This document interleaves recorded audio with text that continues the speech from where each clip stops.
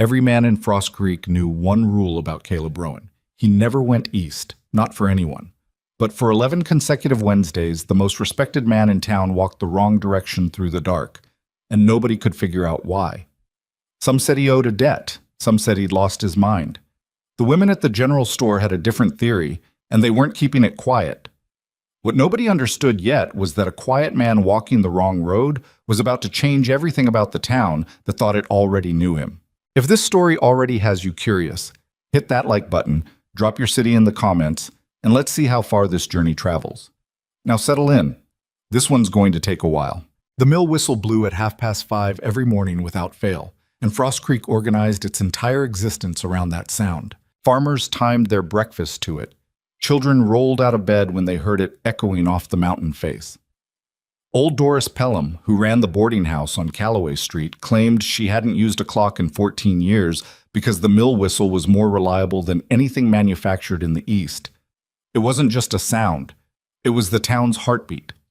And the man who kept that heartbeat steady, who made sure the boiler pressure held and the blades stayed sharp and the timber came down on schedule, was Caleb Rowan. He was 34 years old and looked closer to 40 in poor light. Not because he was worn down exactly, but because he had one of those faces that had never quite been young. His jaw was heavy, his hands were rough in the way that spoke of real use rather than performance, and his eyes were the pale gray-green of river water in November. He didn't say much. The men who worked under him had learned early that silence from Caleb meant he was thinking, and thinking from Caleb usually meant something was about to get solved before it became a problem. He'd been foreman at Frost Creek Mill for 6 years. Before that, he'd worked the floor for 4 more. A decade in the same building, breathing the same sawdust, answering to the same owners, first to old Gerald Ashby, and then for the last 2 years to nobody in particular, because Gerald had died of a heart attack on a Tuesday afternoon in June and left the whole operation to his daughter Nora, who was 22 years old, had spent most of her life in a boarding school in Portland, and had never once set foot inside a sawmill. That particular problem was the one Caleb was still working on solving when the second problem arrived on a Wednesday morning in early October, stepping off the supply wagon with a worn leather suitcase and a piece of paper folded into thirds. But her name was Iris Holloway. She was perhaps 26, perhaps 28. It was genuinely difficult to tell. She had the kind of face that gave nothing away for free, dark eyes that moved quickly and cataloged everything they landed on, and dark hair pinned up with the practical severity of someone who'd learned long ago that looking neat was easier than explaining why you didn't. She wore a gray coat that had been good quality once, maybe 3 years ago. The suitcase had a crack along one corner held together with what appeared to be a length of thin rope. She walked up to the mill's front office and knocked on the frame of the open door, even though Caleb was standing right there and could obviously see her coming. "I'm looking for the hiring manager," she said. Caleb was holding a clipboard and didn't look up from it immediately. "That'd be Miss Ashby. She's not in yet. The employment letter says to report to a Mr. Harlan. Harlan retired in August." A pause. Oh, he did look up then. She was standing very straight, which he noticed, and her expression was carefully neutral in a way that suggested she was working at it. "You have an employment letter from Harlan?" he asked. "From Mr. Gerald Ashby, countersigned by Harlan, for a bookkeeping position." She unfolded the paper and held it out. "I understand Mr. Ashby passed away. I wasn't certain the position would still exist, but I didn't have money to wire ahead and ask, so I came." Caleb set down the clipboard and took the letter. He read it twice. It was genuine. He knew Gerald's handwriting well, had seen it on 100 documents, and the signature at the bottom was unmistakably the old man's cramped, leftward-leaning scrawl. The date was 8 months old. Gerald had hired this woman for a position that everyone in the building had since forgotten existed. "You traveled here on a letter from a dead man," he said. "It wasn't an accusation. It was just what had happened. I traveled here on a legitimate employment contract," she said, and there was just the faintest edge under it. "Whether or not the man who wrote it is still living doesn't change what it says." He handed it back. "No, I suppose it doesn't." He told her to wait and went to find Nora Ashby. But Nora had arrived at the mill 40 minutes earlier and was already in over her head, which was her standard condition. She was sitting at her father's enormous oak desk, surrounded by ledgers she didn't understand, wearing an expression that walked the line between determined and genuinely frightened. She had her father's coloring, fair-skinned, reddish-brown hair, but not his easy confidence, and the 6 months since his death had carved something careful and tight into the corners of her mouth. Caleb knocked and stepped in without waiting.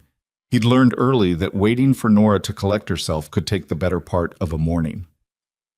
"There's a woman in the front office with a hiring letter your father signed in February. Bookkeeper." Nora looked up. "A what?" "Bookkeeper. Your father apparently arranged for one before he died and then apparently didn't mention it to anyone." We already have Simmons doing the accounts. Simmons does the floor accounts. Weekly wages, supply orders, that kind. Your father's letter specifies a full ledger bookkeeper. Someone to manage the operating accounts, the contracts, the long record." Caleb paused. "Which, if I'm being direct, are currently a mess." Nora's jaw tightened. "I'm aware they're a mess, Caleb. I'm working on I'm not criticizing. I'm saying your father saw this coming and hired someone. She's standing in the hallway. You might want to talk to her." Nora stood, smoothed her skirt, and adopted the expression of a young woman trying to appear like she knew what she was doing.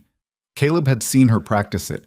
He found it more affecting than she realized, that particular bravery. The performance of competence when you were terrified. He'd done it himself once. He remembered what it cost.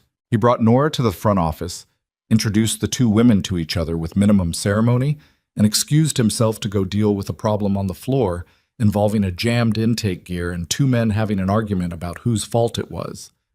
He thought that would be the end of his involvement with Iris Holloway. He was wrong about that. She was still there at the end of the day. Nora had hired her on the spot, more out of desperation than confidence, Caleb suspected, and Iris had spent the intervening 8 hours in the small back office next to the filing room, doing what appeared to be a systematic inventory of every financial document the mill had generated in the past 2 years. When Caleb passed the doorway at 4:30, she was sitting on the floor with folders spread around her in a pattern that looked chaotic from the outside, but clearly made sense to her, her coat off, her sleeves rolled up, pencil tucked behind one ear, and another one in her hand, moving through columns of numbers with the focused intensity of someone diffusing something. He didn't speak to her. There was nothing to say, and she wasn't looking up anyway. The second time he passed, 20 minutes later, she'd moved to the desk and was writing in a ledger with long, rapid strokes. The pencil scratched steadily. Outside, the mill was quieting down for the evening, men collecting their jackets, the machinery going still one piece at a time. He went to get his own coat and his hat and came back through the corridor on the way out. She was still there. "The building locks at 6, he said, pausing in the doorway. She didn't look up. "I know, Miss Ashby told me. I'll be done before then." "You eaten anything today?" That made her look up. The question had surprised her. It surprised him a little too. He wasn't sure where it had come from. "I had breakfast," she said. "That was 10 hours ago." "I'm aware." She went back to the ledger. "I'll eat at the boarding house." "Good evening, Mr. Rowan." He stood there 1 second longer than was natural, which he noticed and which he put a stop to by walking out the door. The boarding house was on Calloway Street, which ran east through the older part of town before curving north toward the mountain road. Caleb's own place, a small cabin he'd built himself over 2 summers, with a wood stove that worked better than it looked, and a porch that still needed railings, was west of the mill, past the old timber yard, a 15-minute walk in good weather. He went west, as he always did. That was the first Wednesday.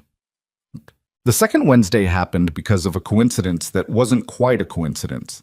He was locking the mill's side gate when he saw her come out the front door. It was nearly dark, October dark, the kind that fell fast and had teeth in it. And she was walking east alone, her suitcase presumably at the boarding house already, just her coat and her hat and the narrow beam of light from the one working street lamp 50 yards away. Frost Creek was not a dangerous town, but it was a frontier town, which meant its safety was conditional on circumstances and timing in ways that an eastern city girl might not have calibrated yet. There were logging camps 3 miles out that sent men into town on weeknights. There was a saloon at the east end of Calloway that closed when it felt like it. The road between the mill and the boarding house was poorly lit and ran along the back of 3 warehouses for a quarter mile. He told himself this was why he turned east instead of west. He caught up with her before she reached the first warehouse. "I'll walk with you," he he said. He said it the way you'd state a fact. The sky is gray. It will snow before Friday. I'll walk with you. She glanced sideways at him. That's out of your way. A bit. Mr. Rowan, you don't need to. I know I don't need to. He kept walking. I'm going to anyway. She was quiet for a moment. Then she fell into step beside him, and they walked the rest of the way to the boarding house without speaking more than another dozen words. He said good night at the door. She said thank you in a tone that was careful and self-contained. He walked back through the dark alone, went west past the old timber yard, and got home 40 minutes later than usual. He told himself it was a one-time thing. It became a thing. Not every day. She could manage the daytime walk on her own, and she clearly had no interest in being managed. But Wednesday evenings, when the work ran long and the dark came early, and the road between the mill and Calloway Street had that particular quality of being both empty and threatening, he was there. He didn't make an announcement about it. He didn't ask her permission after the first time. He was simply present at the side gate when she came out, and they walked east together. She didn't thank him again after the second time. He didn't bring it up. They talked about the mill, mostly. The account she was working through, problems she'd found in the supply ordering, a discrepancy in the lumber contract records from 18 months back that she thought explained a chunk of the operating deficit nobody had been able to account for. There are 3 separate billing codes for the Halverson contract, she told him on the 4th Wednesday, their breath visible in the cold air. 2 of them are legitimate. The 3rd one doesn't correspond to any actual supply order I can find. It's been applied quarterly for 2 years. Caleb frowned. How much? Over 2 years? Close to $800. He was quiet for several steps. $800 was serious money, more than 3 months of full payroll. You think it's an error? I think it's deliberate, she said, and her voice was flat and precise. An error this consistent over this many billing cycles isn't an error. Someone was skimming, and they were careful about it. Small enough amounts per quarter that nobody running a casual review would catch it. But you caught it. I'm not running a casual review. She paused at the boarding house door. I need access to the Halverson original contract files. They should be in the East storage cabinet in your office. Do you have the key? I'll get you the key tomorrow. She nodded. Good night, Mr. Rowan. Caleb, he said. It came out before he'd fully decided to say it. She looked at him. I'm sorry? Caleb, my name. We've walked this road 4 times now. Something shifted slightly in her expression. Not quite a smile, but adjacent to one. Good night, Caleb. He walked home through the dark alone, and the walk felt shorter than it usually did. By the 6th Wednesday, the town had noticed. Frost Creek was not a large town. It had perhaps 400 permanent residents, a number that swelled in summer with logging season workers and shrank in winter when the passes closed and anyone with options used them.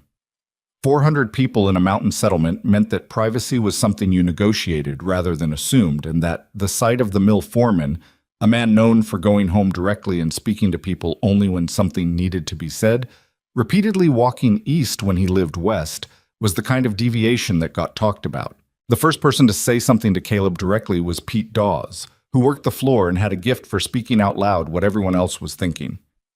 You courting that bookkeeper woman? He asked one morning, without preamble, while they were both looking at a tension problem in the main saw housing. Caleb kept his eyes on the housing. Hand me the wrench.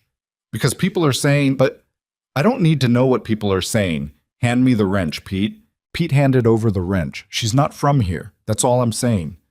I know she's not from here. She came off the supply wagon with a suitcase. Nobody missed that. Well, Pete shuffled his boots on the sawdust floor. I just thought you should know there's talk.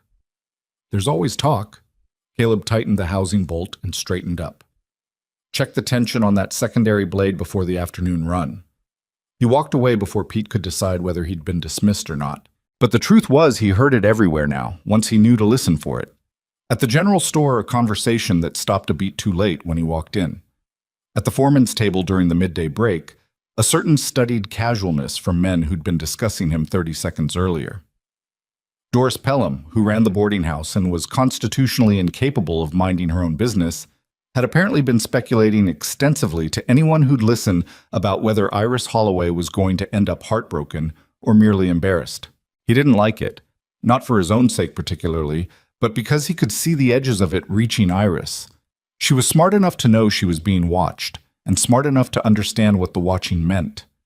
The frontier had its own particular cruelty toward women who accepted kindness from men they weren't married to, especially women who'd arrived from somewhere else and hadn't yet earned the town's baseline goodwill. He saw the effect of it on a Thursday, the day after their 6th walk. She came into the mill looking the same as always, neat, focused, professionally contained, but there was something compressed about her jaw that hadn't been there before.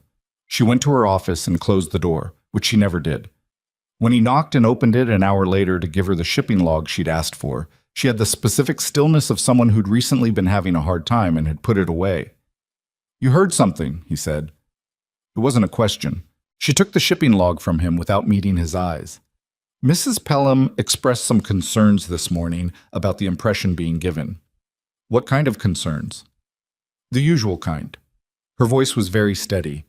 The kind that suggests a woman in my position ought to be more careful about accepting favors, since favors from men like yourself generally come with expectations attached. The anger was quick and cold, and he kept it off his face. "She said that to you." "More or less. She was very kind about it." Iris set the log on the desk and opened it. "I don't hold it against her. She's looking out for her boarder in the way she knows how." She was wrong to say it. She may be wrong and still be giving useful advice. Iris's eyes moved across the log's columns with practiced speed. "These walks, Caleb, I appreciate them, I do. But if the town is going to—" She stopped, pressed her lips together, started again. "I can manage the road on my own. I always have." He stood in the doorway for a moment, looking at her.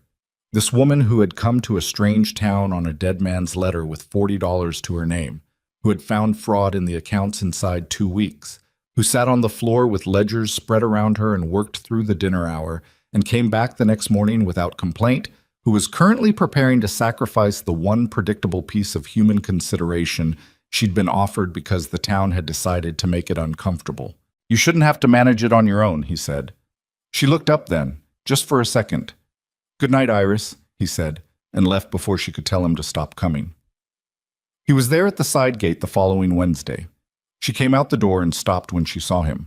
She looked at him for a long moment with that dark, quick, cataloging gaze of hers. Then she came down the steps and fell into step beside him.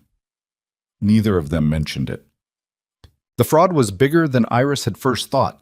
She brought her findings to Nora on a Friday morning in late October, spreading 3 weeks of documentation across the oak desk in a precise arrangement that told the story simply enough that even someone with no accounting background could follow it. Nora listened. She asked 2 good questions. Then she sat back in her father's chair and looked at the ceiling for a long time. "Harlan," she finally said. "Yes." "My father trusted him."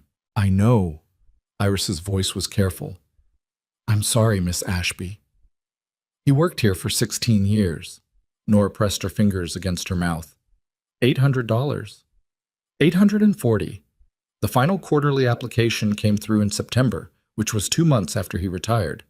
I believe that was either a scheduled automatic billing that he forgot to cancel when he left, or he took the risk that no one would notice given the change in management. He didn't expect me to hire an actual bookkeeper." "No, I don't think he did." Nora was quiet. Then, with the careful dignity of someone who'd had to get good at controlling her feelings in public, she straightened up and folded her hands on the desk. "What do I need to do?" "I can prepare documentation for a legal recovery claim. The Halverson account can be reclassified and the billing code flagged. That stops any future automatic applications. The $840 is recoverable, but it will require involving the county magistrate. Do it." Nora's voice had gone quiet in a particular way that Caleb, watching from the doorway where he'd come to listen and hadn't been told to leave, recognized as the sound of someone finding out they're tougher than they thought. He caught Iris's eye as she gathered her documents from the desk. She gave him a look that was brief and direct, and he understood it to mean, "I told you it was deliberate." He gave her a small nod that meant, "Yes, you did." It was, in retrospect, the longest conversation they'd had without using a single word. The recovery of the $840 did not make Iris popular with the creditor class of Frost Creek. This surprised her the first time she felt it, the specific chill from the two men who showed up to renegotiate the Halverson contract after the billing fraud came to light. They were polite to Nora with the easy, slightly condescending courtesy of men who'd been dealing with the Ashby family for years and had a certain expectation of how the dynamic worked. They were something else to Iris, not quite rude, but calibrated, measuring. One of them, a heavy-set man named Graves, who represented the Halverson lumber interests, had the particular quality of smiling while looking at you like a problem to be solved. "You're the new bookkeeper," he said to her, in a tone that suggested he found this amusing. "Yes." She had the contract documents in front of her and didn't look up. "Young for that kind of work." "I'm competent for it. That matters more than the other thing." She turned a page. "The reclassified billing schedule is here and here. The section you'll want to review is on page 4. Graves looked at Nora instead of at Iris. "Miss Ashby, is it typical for your staff to—" "Miss Holloway is handling the contract review," Nora said. Her voice was steady, and Caleb, who was standing against the wall with his arms crossed, felt something like pride for her. "If you have questions about the documents, you should address them to her." Graves turned back to Iris. He studied her for a moment with the specific expression of a man deciding how much resistance is worth his time. "Page 4, he said finally. "Page 4, Iris confirmed, and slid the document across the desk. After they left, having signed the reclassified schedule, reluctantly, because the numbers were correct and indisputable, Nora let out a slow breath. "Well," she said. "They'll come back in better humor," Iris said, already gathering the documents. "They're not happy, but they understand the terms. Give them until spring." "Were you nervous?" Nora asked. It was a genuine question, from someone who'd been nervous and trying not to show it. Iris considered this. A little. Not about them specifically, just about being new enough that they could decide not to take me seriously. She paused. "I've been in those rooms before. You learn to hold very still and not let them see it. Does it get easier? Some things do. Some things you just get better at hiding." Iris looked at her with a directness that wasn't unkind.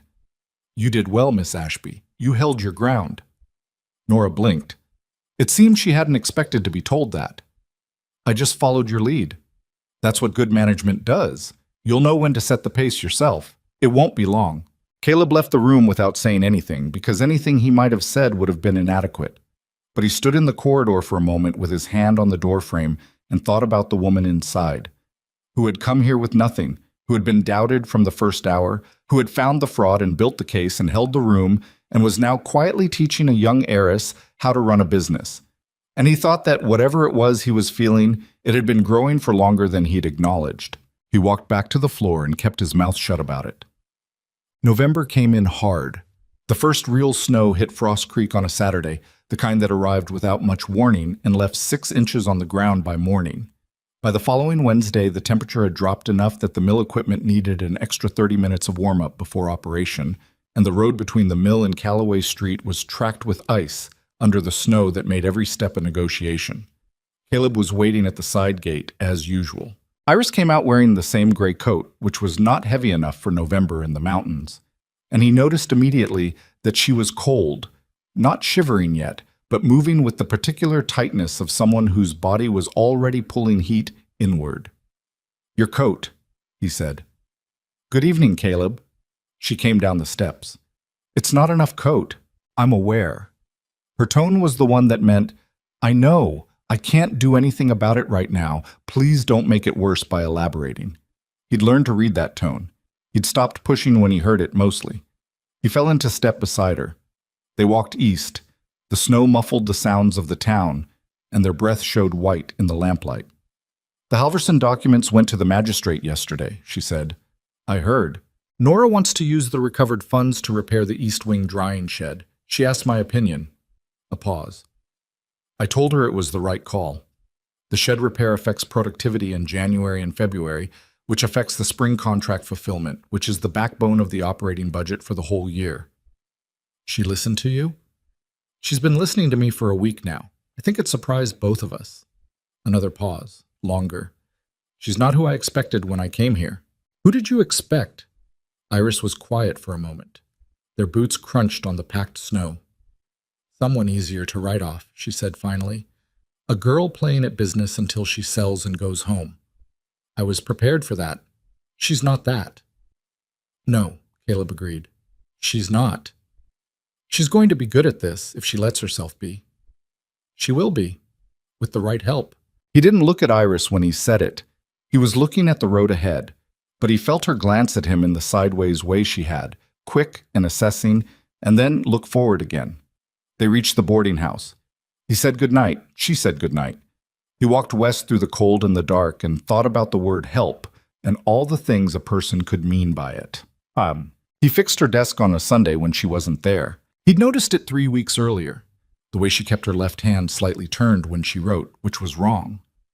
It had taken him a few days to figure out why, and then on a Thursday when he'd been in the filing room next door, he'd looked through the open doorway and seen the edge of the desk more clearly.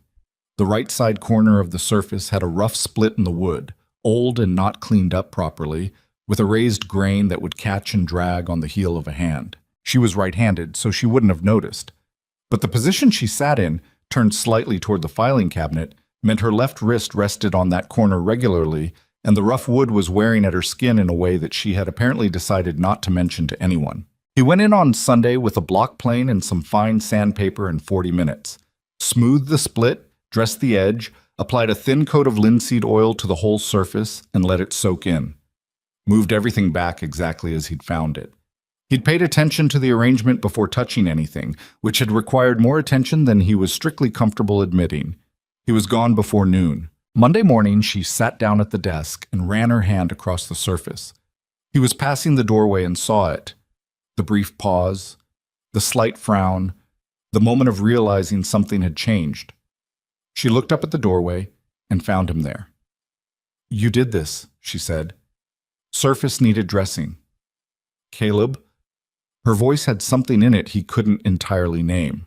"It was catching on your wrist," he said simply. "I could see it from the other room." She looked at him for a moment that ran a beat longer than usual. Then she said quietly, "Thank you," and looked back down at her work. He went on to the floor. He didn't think about it for the rest of the day, or at least he tried not to, with the particular effort of a man who has gotten very good at not thinking about things that are better left unexamined. The Wednesday after Thanksgiving, a holiday they all worked through because the mill didn't pause for holidays unless the weather made the equipment unsafe. Iris was the last out of the building again, and Caleb was at the gate again, and they walked east as they always did. They were a block from the boarding house when she said, without particular lead-up, "Mrs. Pelham told me this morning that you're wasting your time." Caleb kept walking. "Wasting it how?" "She says men like you," her words, "eventually come to their senses and settle with someone appropriate. She seems to have a candidate in mind, the younger Hartley daughter." "Margaret Hartley is 17 years old." "I mentioned that. She said 17 was plenty old enough to be thinking about it." Iris's voice was very even. She wasn't trying to be unkind. She's genuinely trying to prepare me for something she considers inevitable. He stopped walking. She stopped a step later and turned to look at him. "Is that what you think?" he said. His voice came out lower than intended, quieter. "That I'm passing time." Her chin came up slightly in the way it did when she was being careful. "I think you're a good man who does good things because that's who you are. I don't think it means anything beyond that. You've decided that. It's the sensible thing to think." "Iris," he said her name the way you say something when you want someone to actually stop and hear it. "I don't know what you think is happening here, but I want you to know it's not nothing. To me, these walks aren't nothing." She looked at him in the lamplight, the snow coming down lightly now, settling on her coat. Her expression did the thing it did when she was working through something. The slight tension in her brow, the calculation behind her eyes. He'd watched her use that expression on a column of fraudulent numbers. He didn't particularly enjoy being looked at the same way. "What is it then?" she said. Quiet, honest, the kind of question that was brave because it could get an answer you didn't want. He opened his mouth. And across the street, the saloon door banged open and 3 men from the night logging crew stumbled out, loud and laughing, and the moment broke apart. She stepped back. He straightened. One of the loggers called something across the street that wasn't quite rude enough to require a response, and they both chose not to give one. They walked the last half block to the boarding house in silence. "Good night," she said at the door. "Good night," he said. He walked west through the snow. He got halfway to the old timber yard and stopped and stood in the dark for a moment with his hands in his coat pockets, looking up at nothing in particular. He had not answered her question. He had not answered it because he was afraid that whatever answer he gave would be the wrong one. Too much, too soon, presumptuous. She had come here with a cracked suitcase and a dead man's letter and had spent every day since proving that she didn't need anyone to carry her through the door. The last thing she needed was a man who was going to add to the list of things she had to navigate. He told himself that was why. He walked the rest of the way home through the dark alone, the old timber yard passing on his left like it always did, and went inside and sat on the edge of his bed and looked at the wood stove without lighting it for a long time. The desk he had fixed. The coat? He hadn't done anything about that because it felt like a different category of thing. Fixing a split in a work surface was practical. Buying a woman a coat was something else entirely, the kind of thing that could be taken wrong or come across as if he were solving her with money rather than seeing her as a person. But it was December now, and the coat was clearly insufficient, and she had said nothing about it, and he had said nothing about it. And every Wednesday he watched her walk out into the cold with that same insufficient coat, and it bothered him in a low, constant way that he could not make himself stop noticing. He compromised with himself. He left a scarf and a pair of good wool-lined gloves on her desk one Friday morning. The kind sold at the outfitters, practical rather than decorative, the sort of thing you could make an argument was a purely functional workplace consideration.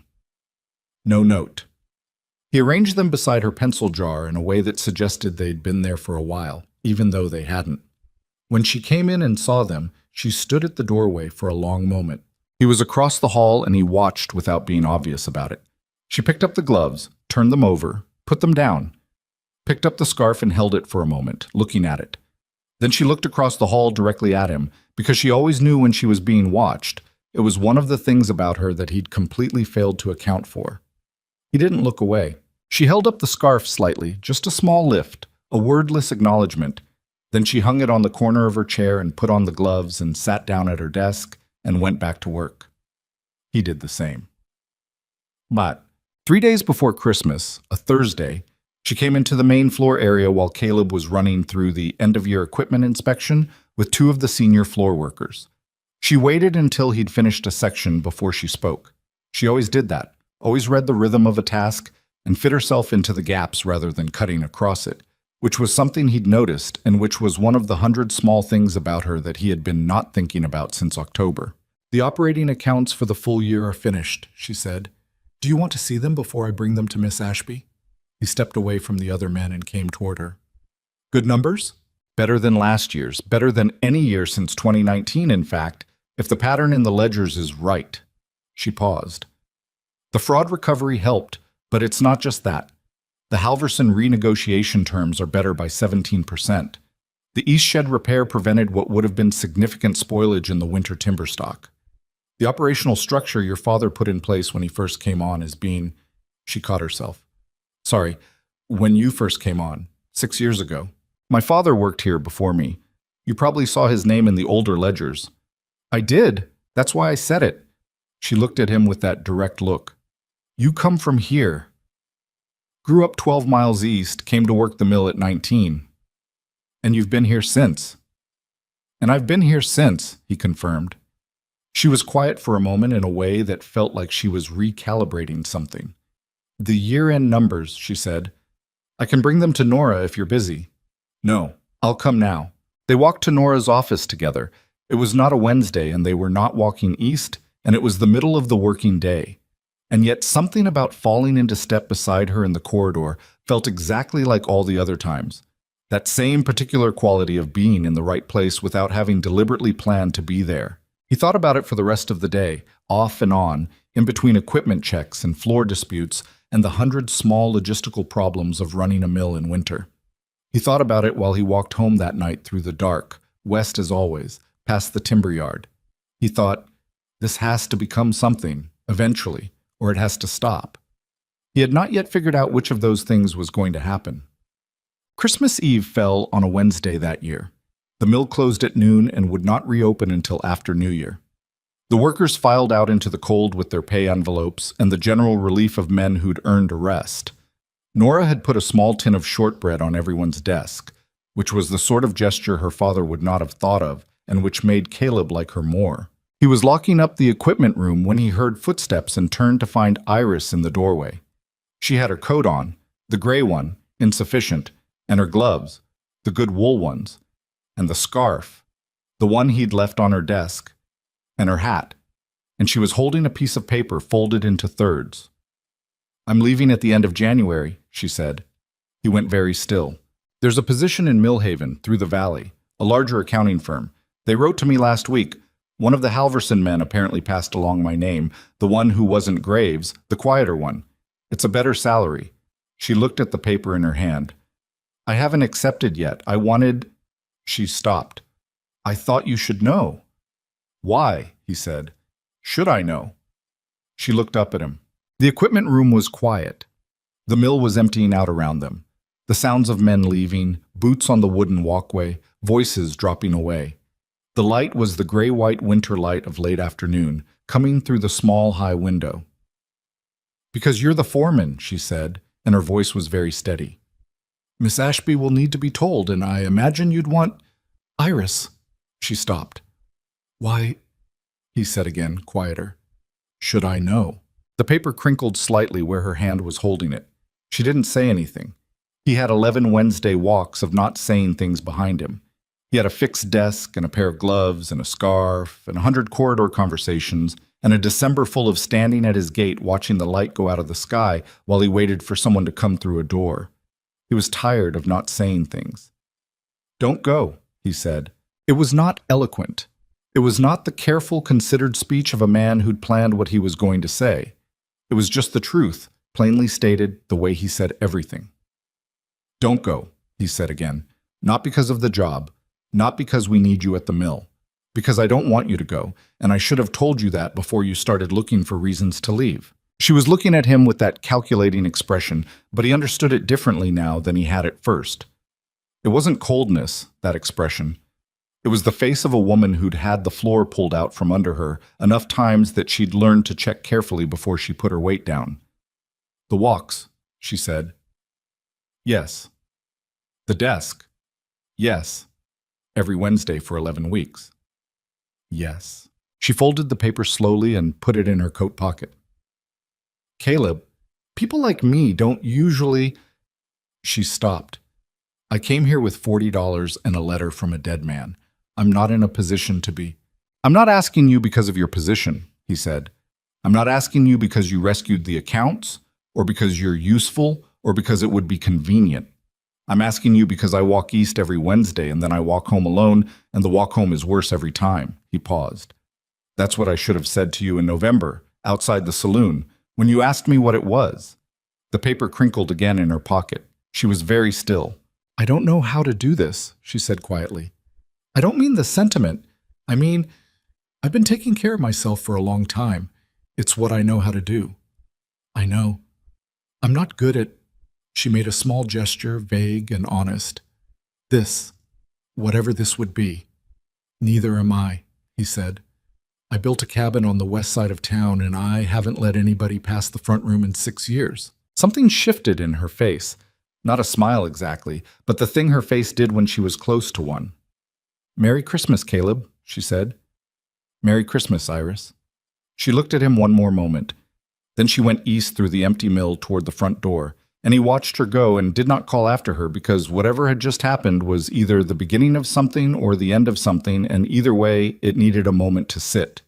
He walked home through the snow. He went west, past the old timber yard, and the cabin was cold when he got there, and he lit the wood stove and sat beside it in the dark and watched the fire take hold. She had not said yes. She had not said no. She had folded up the letter from Millhaven and put it in her coat pocket, and she had said Merry Christmas, and he had said it back.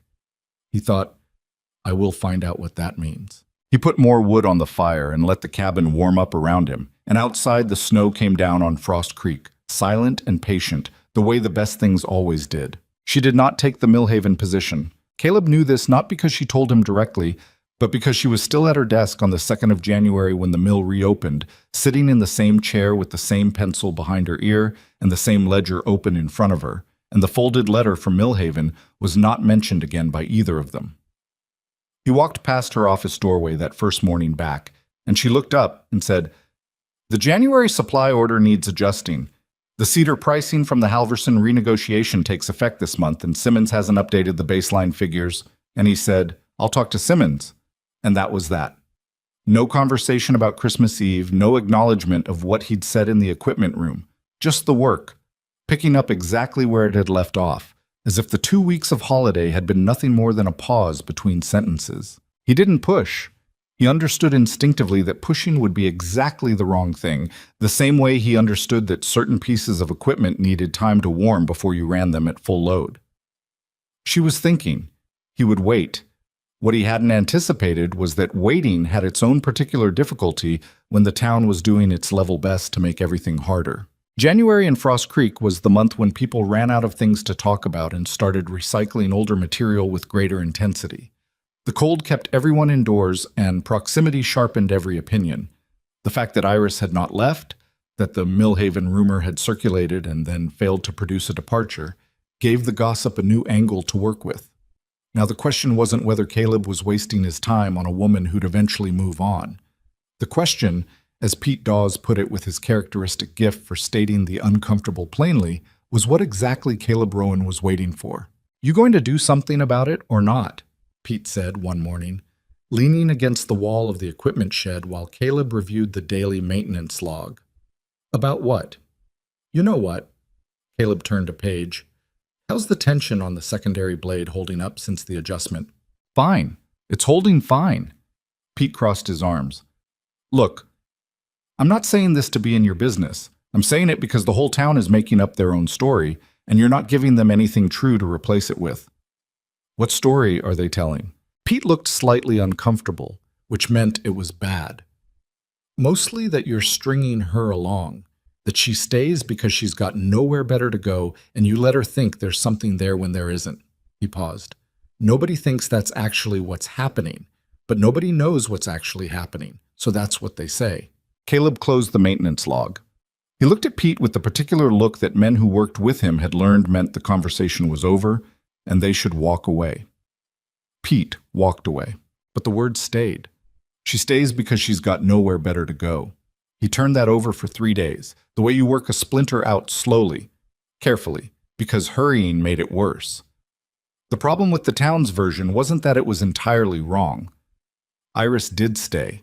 She hadn't left, and he hadn't given her any clear reason beyond a single unpolished declaration in an empty equipment room on Christmas Eve, which she had neither accepted nor refused, and which they had both subsequently pretended hadn't happened. He was being, he realized with the cold clarity of a January morning, a coward about it. Not the dramatic kind, not the kind that ran away from things. The quiet, stubborn, tells himself he's being patient kind, which was in some ways worse because it was so easy to mistake for virtue. The realization sat in him, uncomfortable, and he didn't do anything about it for 2 more weeks. What moved him in the end was not his own resolution. It was watching what was happening to Iris. She was pulling back. He could see it happening in small increments, the kind of change that was invisible day to day but unmistakable across a month. She was more formal in the corridor. She closed her office door more often. The ease that had developed between them on the Wednesday walks, the way she'd stopped measuring every word after the first month, had contracted back into something more careful. At the noon meal break, she ate at her desk instead of at the side table where she'd started joining him and Nora in December. He said nothing, watched, and understood what it meant. She was preparing. She was doing what she'd said she knew how to do. Taking care of herself, closing off the part of herself that had started to expect something, because expecting things was how you got hurt, and she had clearly been hurt before in ways she hadn't told him about, and probably wouldn't. She was getting ready to leave without leaving. That was worse than Millhaven, somehow. It was a Tuesday when he finally did something about it. Not a Wednesday, not with the careful ritual of the East Road walk as a framework. Just a regular Tuesday in late January, end of the working day, He knocked on her office door and opened it without waiting, which he rarely did anymore. She looked up. He could see the immediate adjustment in her expression, the slight gathering of herself, the professional composure coming forward like a shield she kept close by. "I owe you an answer," he said. She set her pencil down. "To what question?" "To the one you asked in November. What is it?" He leaned against the doorframe. "I didn't answer then. I should have." A beat of silence. "Caleb, you don't need to." "I know I don't need to. I'm going to anyway." He looked at her directly, the way he always did when he had something real to say. "It's not nothing. I said that much before.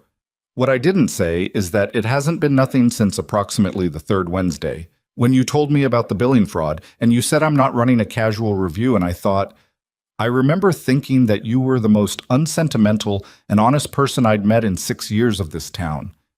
And I didn't know what to do with that, so I did nothing. For months."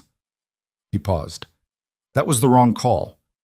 I'm telling you now so you stop thinking you need to close up and go." She was looking at him with the careful, measuring expression, but her hands were still on the desk in a way that was different from her usual stillness. Not controlled, just quiet. "I'm not going anywhere," she said. "You were getting ready to." A pause. "Yes," she admitted. "I was." Her jaw shifted slightly. "Old habit." "I know." "It doesn't mean—" She stopped. Tried again. "I don't know what I'm doing here any better than you do. I want to say that clearly." "I know that too. And I'm not easy," she said, and there was something underneath it that was half warning and half apology. "I've been on my own for a long time, and I'm set in my own ways, and I'm not going to suddenly be a different kind of person because something is happening. I haven't asked you to be. You say that now. I'll say it next year too." He pushed off from the doorframe. "Come eat supper. Not the boarding house. There's a place on Mill Street that does a decent meal on Tuesdays. I'm asking you to supper, Iris. Not as a Wednesday walk. As a deliberate choice." She looked at him for a long moment. The lamp on her desk made a warm pool of light in the gray January dusk. Outside, the mill was closing down around them. "All right," she said quietly. They went to supper. It was not a perfect evening. The restaurant on Mill Street was noisy, and the table they were given was too close to the kitchen door, which swung open every few minutes and brought a gust of hot air and the smell of fried grease. The food was adequate rather than good. Iris knocked over her water glass in the first 10 minutes and went very still and precise in the way she did when she was embarrassed and would not show it, and Caleb mopped it up with his napkin without comment, and after that the evening loosened a little. They talked. Not about the mill, or at least not only about the mill, which was a first. She told him about growing up in eastern Oregon, not the frontier kind, but the flat, agricultural kind, a small town where her father had run a general store until it failed when she was 14. She said it without drama, in the way people describe a thing that was formative without being sentimental about it. After that, she'd gone to her aunt in Portland and learned bookkeeping from a man her aunt employed who had no patience for people who didn't pay attention and whose sheer irritability had made her very good very fast. "He sounds like a nightmare," Caleb said. "He was. I learned more from him than from anyone else I've ever worked for." She turned her coffee cup slowly. "I've thought about writing him to tell him that, and I've never done it." "Why not?" "Because then he'd know he'd been useful, and he'd be insufferable about it." A pause. "Also, I don't know where he is now. It's been 4 years. He told her about the cabin. Not much. Just that he'd built it himself, which surprised her, and that it had taken 2 summers, which surprised her more. She asked about his family, and he told her his father had worked the mill before him, which she'd already suspected from the ledgers, and that his mother had died young, and that he had a brother in Spokane he heard from twice a year. "You don't mind it?" she asked. "Being this far from family?" "I'm not far from much," he said. "This is where I'm from." "That's different from me." "I know. I don't come from anywhere, really. Not anymore." She said it plainly, without self-pity, and that plainness was somehow harder to hear than sadness would have been. "I come from places I've been, which means I can leave most of them without it costing too much." "Is that what you'd planned for here?" "Eventually." She looked at him across the table. "That was the plan," she said. "It's a good plan, usually. Usually. It requires not running into complications." He held her gaze for a moment. "Am I the complication?"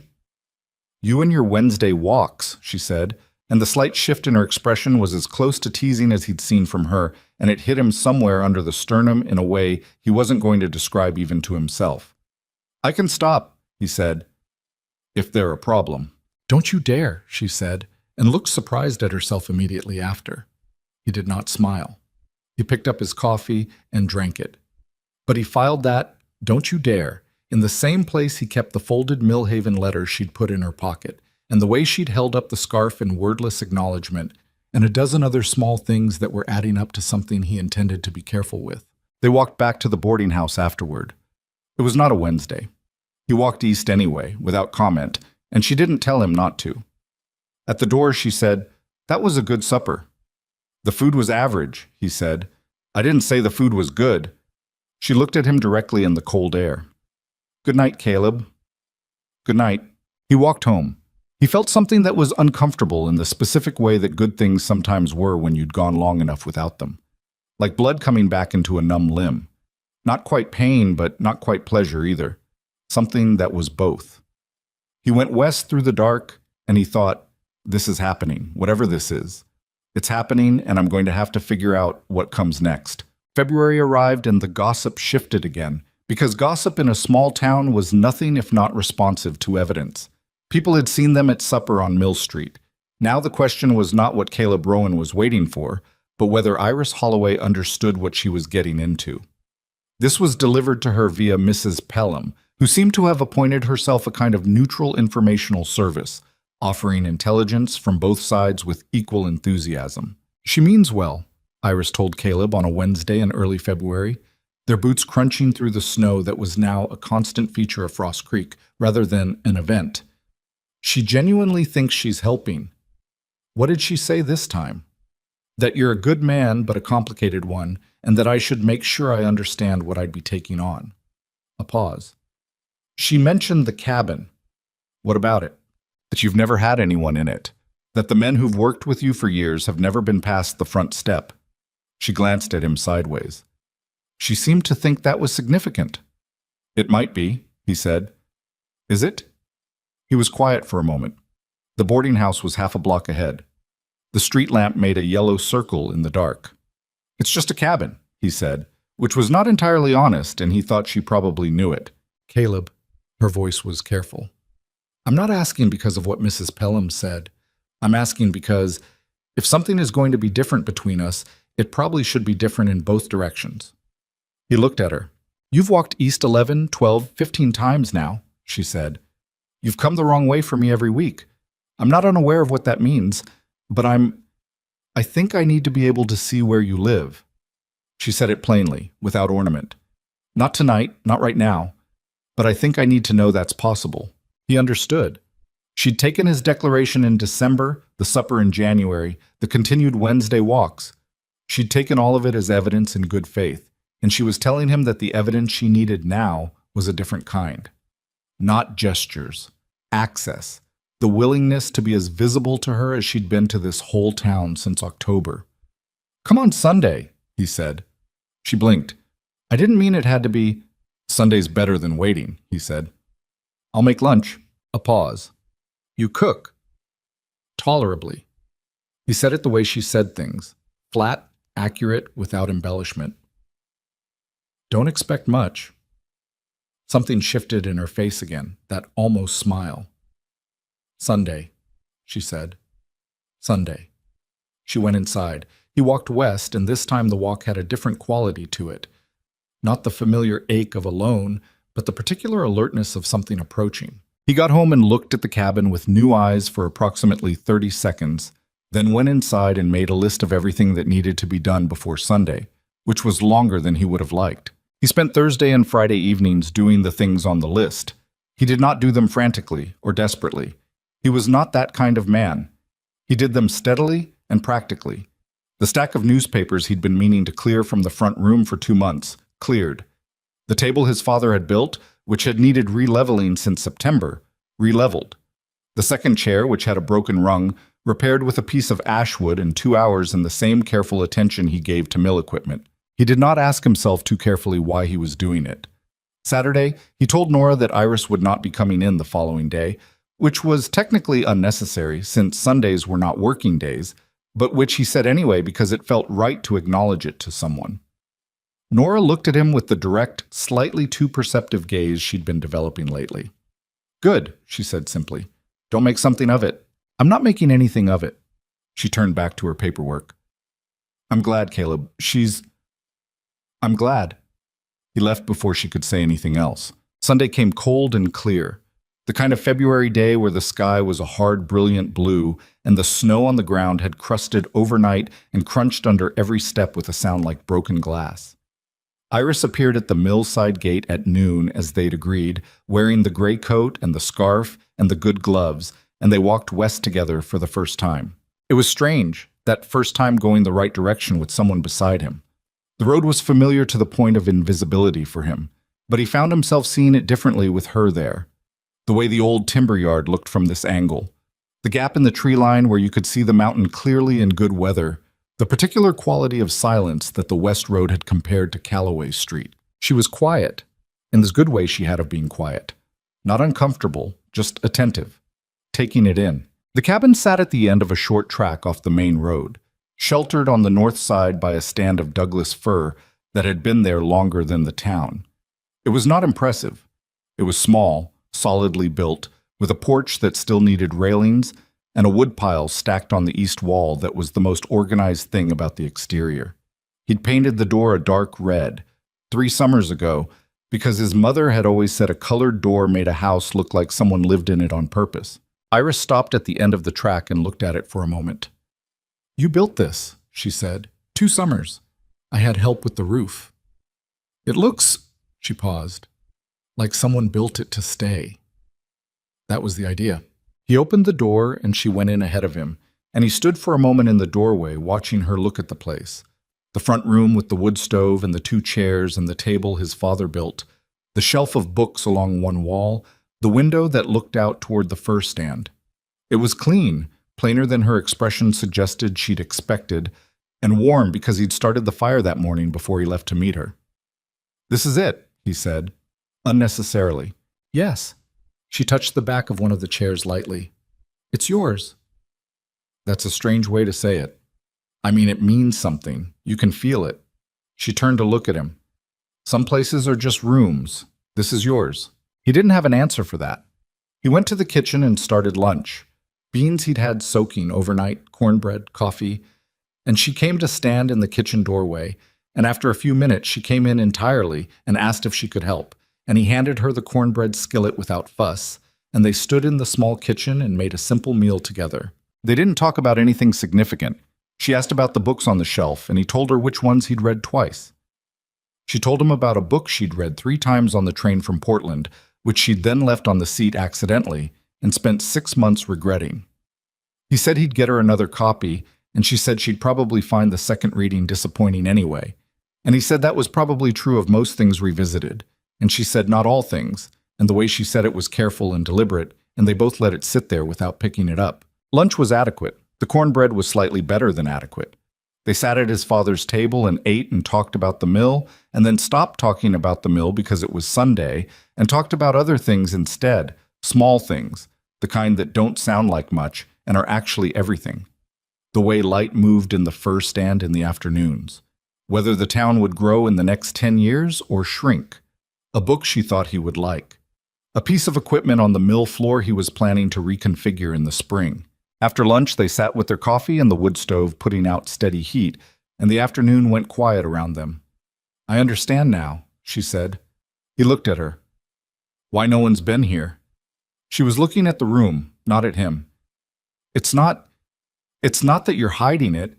It's that you were waiting for it to be worth something, to share it with someone it was worth sharing with." She paused. "That's a long time to wait." "It is," he said. "Was it—" She stopped. "Worth it?" he said. She looked at him then. Her expression was not the careful professional composure, and it was not the calculated assessment. It was something he hadn't seen before. Unguarded, a little uncertain, and more honest than almost anything she'd said to him in 4 months of Wednesdays. "Ask me again in a year," she said quietly. He thought that was probably the best answer she could give, and also one of the bravest things he'd heard. and he nodded once and let it be. She left before dark. He walked her back as far as the mill, and she went east the rest of the way alone, and he stood at the side gate and watched until she was out of sight, which he hadn't done before, and which he recognized as a significant development in his own private accounting. He went back to the cabin. The warmth was still in it from the afternoon. The 2 coffee cups were on the table where they'd left them. He did not put them away immediately. He left them there while he banked the fire for the night and looked at them in the firelight. 2 cups on a table built by his father in a room he'd built himself, that for the first time in its life had held 2 people in it on a Sunday afternoon. He washed the cups eventually, but not right away. Across town, in the boarding house on Calloway Street, Mrs. Pelham noted that Miss Holloway came in past 4 in the afternoon with cold reddened cheeks and something different in her expression that the landlady had not seen before and could not quite name. She mentioned this to her husband at supper. He told her to mind her own business, which she ignored entirely, and began composing her analysis of events for the general store crowd tomorrow. The town would talk. It always did. But for once, the thing the town would talk about was true, and neither Caleb nor Iris was afraid of it anymore, and that, more than anything else that February, was what had actually changed. March came in the way it always did in mountain country, not with any particular warmth, but with a kind of reluctant loosening, like a fist that hadn't fully decided to open yet. The snow on the west road developed a gray crust along the edges. The mill's east-facing roof began dripping at noon. Small signs. Nothing you'd call spring yet, but enough that men started talking about it, the way people in cold places talk about warmth when they've been without it long enough that the idea of it starts feeling more real than the thing itself. Caleb noticed it the way he noticed most things, practically in terms of what it meant for operations. Thaw meant mud. Mud meant the timber haul roads got soft, which slowed delivery, which affected the spring contract schedule. He spent the first week of March adjusting logistics, redistributing weight loads, getting ahead of problems before they arrived. Iris spent that same week doing something he didn't find out about until it was nearly finished. He found out because Nora told him, not because Iris had said anything. Nora came to find him on the floor on a Thursday morning with a look on her face that was somewhere between apologetic and genuinely troubled. "She's been writing letters," Nora said, without preamble. He turned from the equipment housing he'd been inspecting. "Who?" "Iris. She's been writing to accounting firms. Not just Millhaven, 3 others. 2 in Portland, 1 in Seattle." Nora folded her hands in front of her in the particular way she had when she was delivering news she'd rather not. "I saw the envelopes on her desk yesterday when I brought her the quarterly reports. I wasn't snooping. They were right there." He was quiet. "I don't know if she sent them yet," Nora added. "I didn't ask her. I thought you should know first." He went back to the equipment housing, stared at it for a moment without seeing it. "Thank you," he said. Nora left. He stood there with a wrench in his hand and the particular cold feeling of a man who thinks something is going well and then finds out it has been running underneath him in a different direction entirely. The thing was, he understood it. He understood it immediately, which was almost worse than being blindsided would have been. She had told him in February, at his own kitchen table, that she didn't know how to stop preparing for exits. Old habit, she'd called it, the same way someone might describe a flinch they'd developed after getting hit enough times. It wasn't that she'd decided to leave. It was that she didn't fully trust staying. What bothered him, really bothered him, in the low-grade, persistent way that things bother you when they matter, was that she hadn't told him. That she was sitting in the office 20 feet down the corridor, writing letters to Portland and Seattle, and had said nothing about it on any of the Sundays they'd shared lunch at his table, any of the Wednesday walks, any of the corridor conversations that had become so ordinary he'd stopped registering them as choices and started taking them for granted. He put the wrench down on the housing shelf. He went back to work. He thought about it all day. By evening, he had decided 2 things. First, he was not going to pretend he hadn't found out. He was constitutionally unsuited to pretending. Second, whatever he said had to be the right thing, not just the immediate thing, because this was the kind of moment where saying too much was as damaging as saying nothing. He knocked on her office door at the end of the day, same as always. She was at her desk with the ledger open, same as always. "Walk?" he said. She got her coat. They went east. They were halfway to the boarding house before he said anything. The road was wet cold. the sky a deep blue-gray that still held some light at the edges. Their boots made the same sounds they'd been making since October. "Nora told me," he said. A pause. 2 steps. 3. "The letters," Iris said. "Yes." She didn't apologize.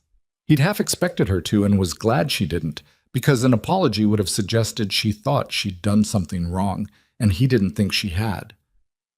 "I haven't sent them," she said. Nora said she didn't know. "I haven't." She kept walking, kept her eyes forward.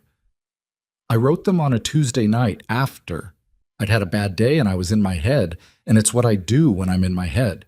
I write the letters. Sometimes I send them, and sometimes I don't." "What kind of bad day?" She was quiet for a moment. "I overheard something in the general store. Mrs. Hartley and one of the women from the East End. I didn't catch her name.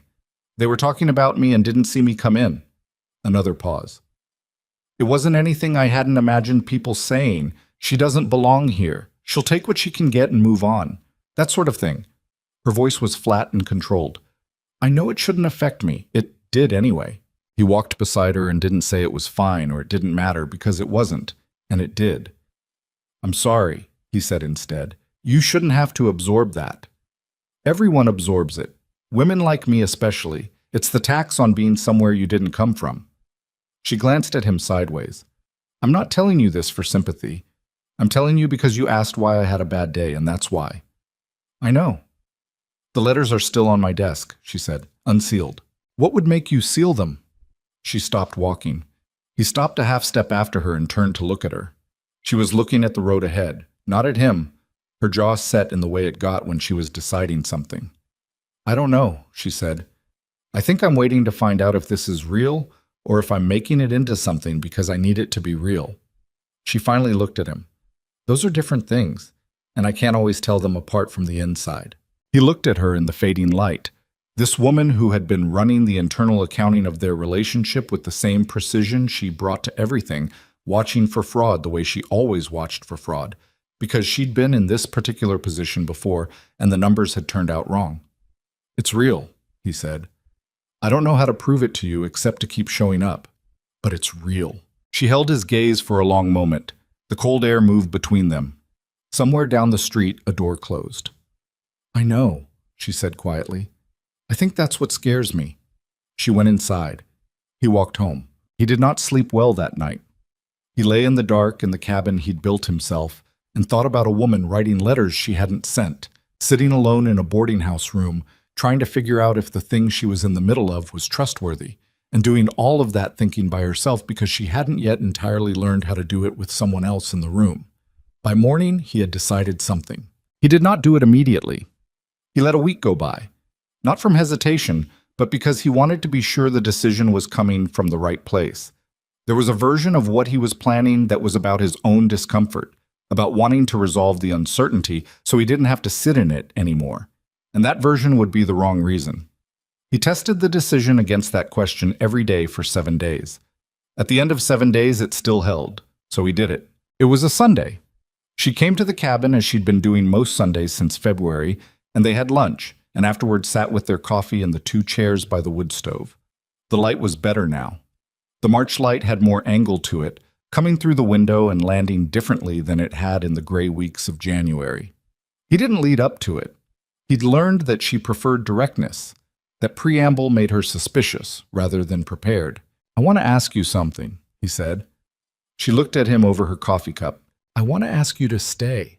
Not the way I asked before, not don't go, don't take the Millhaven job. I mean permanently. I mean as my wife." He held her gaze. "I'm not asking because you've been useful to the mill or because you don't have anywhere better to go. I know that's what people say, and I want to be clear that's not what this is. I'm asking because every walk I've taken back to this cabin alone has been worse than the one before it, and I want the walks to end differently." He paused. "That's it. That's the whole argument." The wood stove made its particular sound, the low tick of metal warming. Outside, a bird, early for March, optimistic, made one short sound and stopped. Iris set her coffee cup down on the arm of the chair. She was looking at him with the expression he'd learned to read now.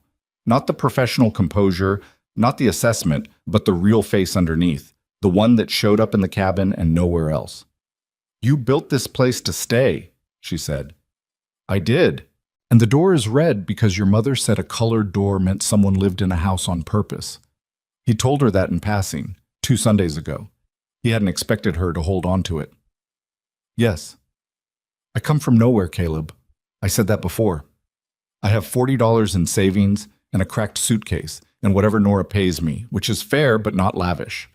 She was saying this not as an objection, he understood, but as inventory, the honest accounting of what she was bringing to the table. "I know what you come with," he said. "I'm not marrying your balance sheet." Something crossed her face, not quite a laugh, but the surprised, involuntary thing that happened before you decided whether to laugh. It was gone quickly. She looked at her hands. "I'm not an easy person," she said again. She said it the way she always said it, half warning, half the truth about herself that she'd figured out the hard way. "Iris." His voice was patient, the particular patience that wasn't performing patience, but just was it. "I know. I've known since November. I'm not asking for easy. I'm asking for you." She was quiet for a long time, long enough that the fire shifted in the wood stove and the bird outside tried again, and this time kept going. "I haven't told you about my mother," she said. He waited. "She left when I was 11. Not for another man or anything dramatic. She just found the life she was living too small for her and left for something bigger, and that bigger thing didn't include us." A pause. "I don't blame her the way I did when I was young. I understand it better now. But it's why I learned to leave before things got too close. Because leaving first is less expensive than being left." She looked up at him. "You should know that about me, where the habit comes from. Thank you for telling me," he said. "I'm not good at staying," she said. "I want to be. I've been, since I came here, since the first Wednesdays, I've been wanting to be different about it. But wanting to be different and actually being different are not the same thing. And I can't promise you I've figured out the gap yet." "No one figures it out before they start," he said. "That's not how it works." She looked at him for a long moment. The afternoon light came through the window, and the wood stove held the heat, and the cabin sat around them, solid and deliberate, built by hand to stay. "Ask me again," she said. "Iris Holloway." He said her full name the way he said things that mattered, plainly, without ornament, directly. "Will you marry me?" She took a breath that was slightly unsteady, which he noticed and which she did not try to hide. "Yes," she said. It was not a dramatic moment. There was no particular ceremony to it. He didn't move from his chair, and she didn't move from hers, and the wood stove kept ticking, and the bird outside kept at it. But something in the room changed, some quality of the air, some shift in the weight of the afternoon. After a moment, she said, "The letters are still on my desk." "I know. I'll throw them out Monday morning." "All right." She picked up her coffee cup again. He picked up his. They sat in the 2 chairs by the wood stove and finished their coffee, and outside the March light moved across the floor as the afternoon turned, and neither of them felt the need to say anything else for a while. That was the right way for it to happen, he thought. Not perfect. Not the version of the story that anyone would tell later with the details that made it sound like it had been inevitable. Just 2 people in a warm room deciding something true.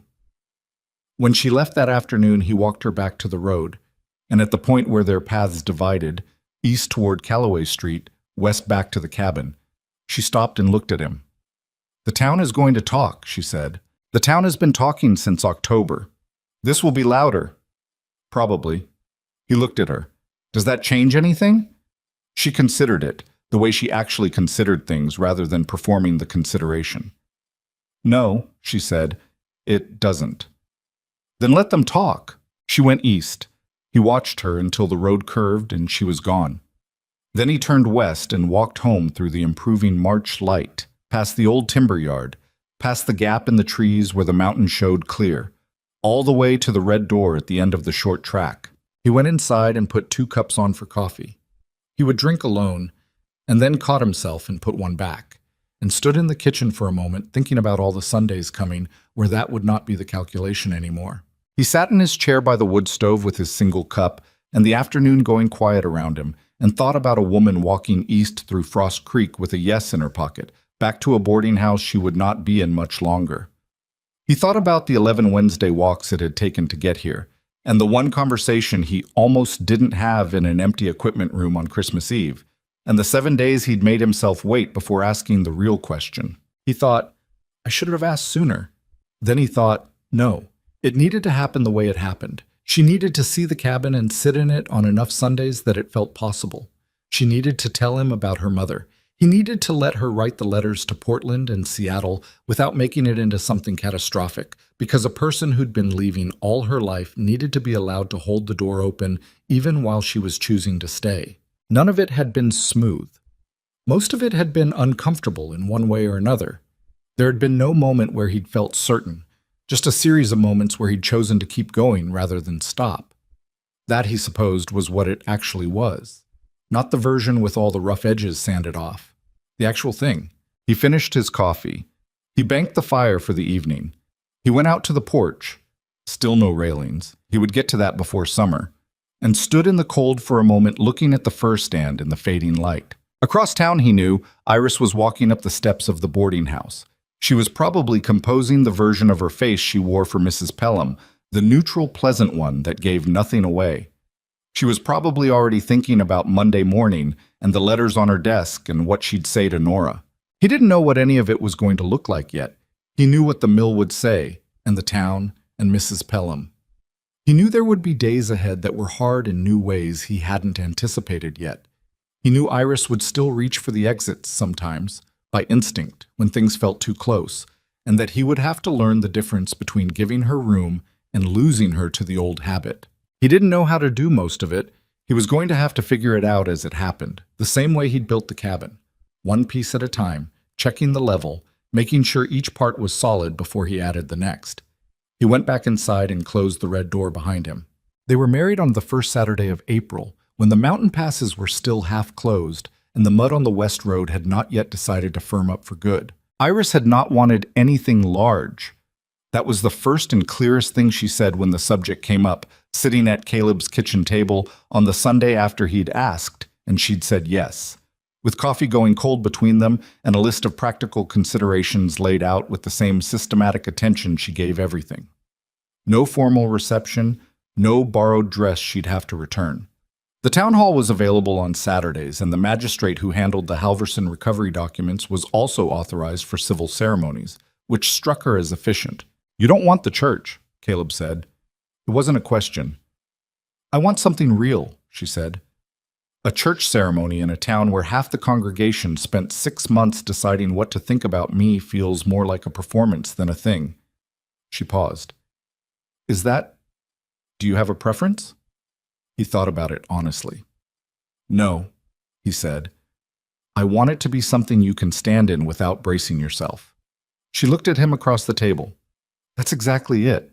So it was the town hall on a Saturday morning in April, with Nora as the only witness they'd formally invited, and whatever townspeople chose to come on their own account because word had spread, which, this being Frost Creek, meant most of the eastern half of town showed up without being asked, standing in the back and along the walls with the slightly self-conscious air of people who knew they hadn't exactly earned their attendance but were there anyway.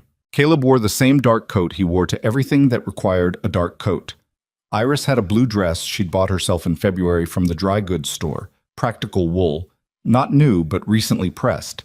She'd done something different with her hair, still pinned, but softer, which Mrs. Pelham had apparently insisted on, and which Iris had permitted with the resignation of a woman picking her battles. The magistrate, a lean older man named Gould, who had the particular energy of someone who'd been present at enough significant moments that he'd learned not to inflate them unnecessarily, read the civil language in the same unhurried tone he used for everything else, and Caleb and Iris said what needed to be said, and it was done. Nora, standing to the left, cried a little, which surprised her visibly and which she dealt with by looking at the ceiling for a moment and blinking until it passed.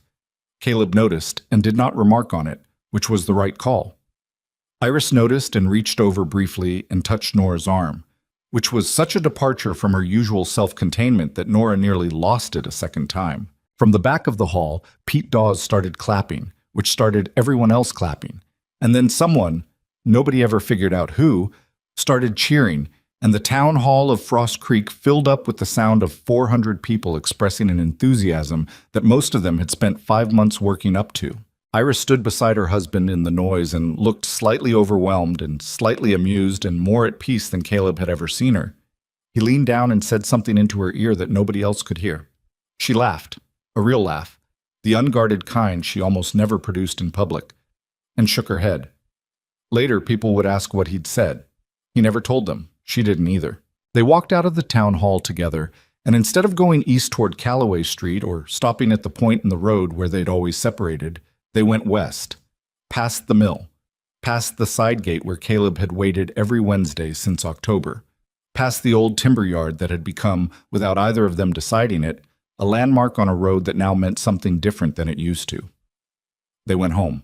The cabin was exactly what it had always been, small, solidly built, practical, except that Iris's cracked leather suitcase was in the bedroom, which she'd brought over the day before, and there were 2 different coffee cups on the shelf now instead of the single one he'd used for 6 years, and the second chair by the wood stove had a wool blanket on it that she'd brought from the boarding house because the cabin got cold in the evenings, and she ran cold by nature. These were small things. They changed everything about the feel of the room. "The porch still needs railings," she said, looking out the front window at it. "I'll get to it this spring." "I'm just noting it."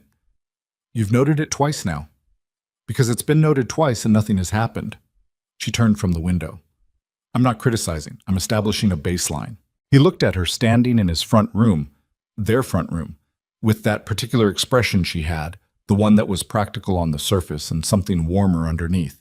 And he thought, yes, this is what I walked east all those Wednesdays for. He did not say that out loud. He went and got his coat and told her he'd be back in 2 hours.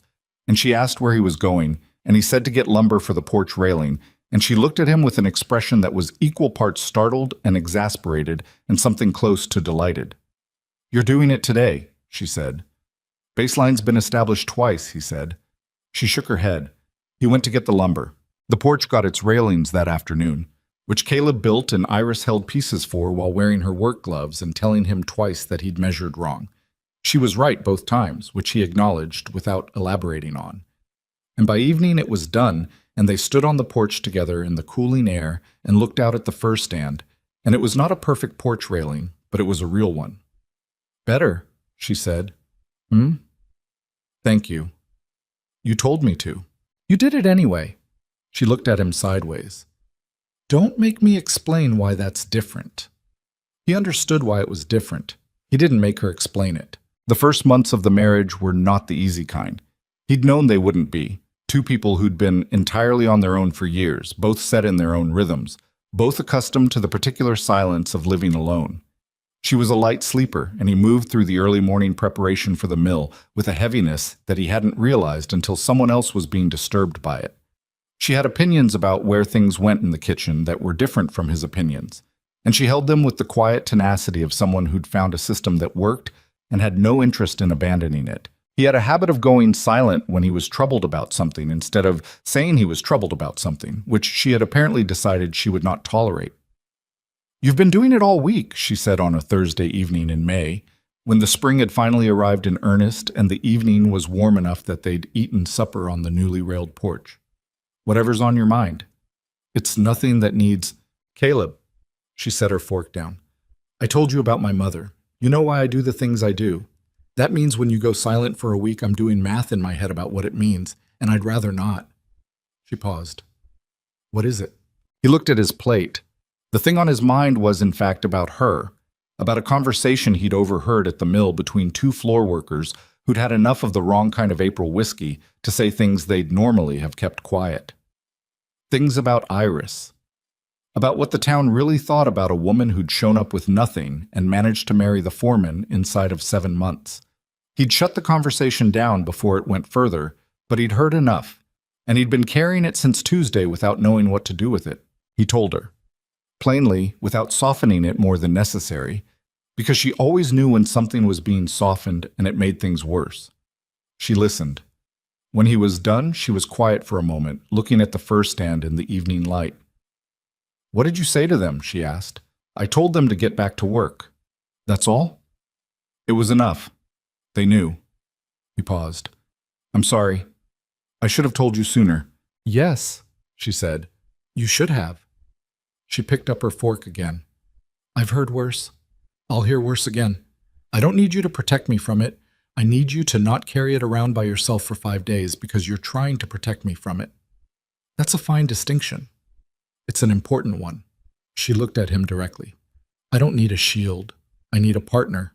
He held her gaze. I'm getting better at that. You are, she said. So am I. She went back to her supper. Those two men, are they going to be a problem? No, they understood what I didn't say. Good. She thought for a moment. Pete Dawes would probably tell you to just fire them. Pete Dawes has opinions about everything. He was right about most of it, actually. She glanced at him. He told me in March that you'd been impossible to work with since October because you were busy being in love with someone and pretending you weren't. He seemed to find it very funny. Caleb stared at her.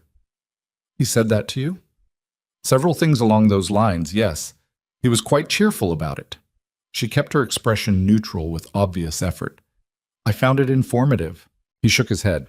Pete Dawes was going to hear about this. Pete Dawes, who had been asking nosy questions since November and apparently conducting his own separate campaign of information sharing with both parties simultaneously, was going to hear about this in very clear terms. Iris was watching him work through it and was visibly not laughing. He meant well, she said. He always means well. It doesn't make him less. He told me you fixed my desk before I figured out it had been fixed, she said. I already knew, but I hadn't known it was you specifically. I thought it might have been the maintenance crew. A pause. It was a good thing to know. He said nothing. Anyway, she stood and began clearing the plates. The Halverson spring contract review is next week. Graves will be there. I know. He's going to try something with the drying shed pricing. I've been looking at the rate structure, and there's a clause in the original agreement he probably thinks we missed. She went inside, and he heard her moving in the kitchen, and he sat on the porch for a moment longer in the May evening and thought about Pete Dawes and Graves and the two workers who'd said things on a Tuesday, and the fact that none of the difficulty, the sideways town, the gossip, the ledger battles, none of it felt like the wrong kind of hard. It felt like his life. Finally, actually, his life. He went inside to help with the dishes. The Halverson meeting came, and Graves did try the clause, exactly as Iris had predicted. He arrived at the mill with a revised rate sheet and the particular confidence of a man who'd done his research and expected to benefit from it. He sat across the table from Nora and laid out his argument with the practiced ease of someone who'd renegotiated enough contracts to know where the pressure points were. Iris set a counter document on the table 3 minutes into his presentation.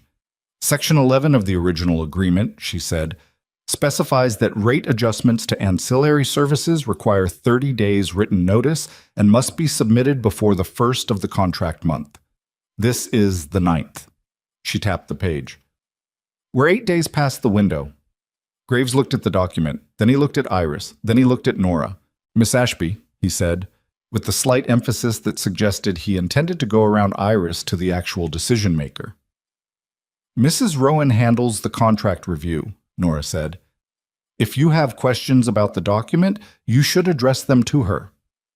Graves turned back to Iris. Something in his expression shifted, not warm exactly, but recalibrating.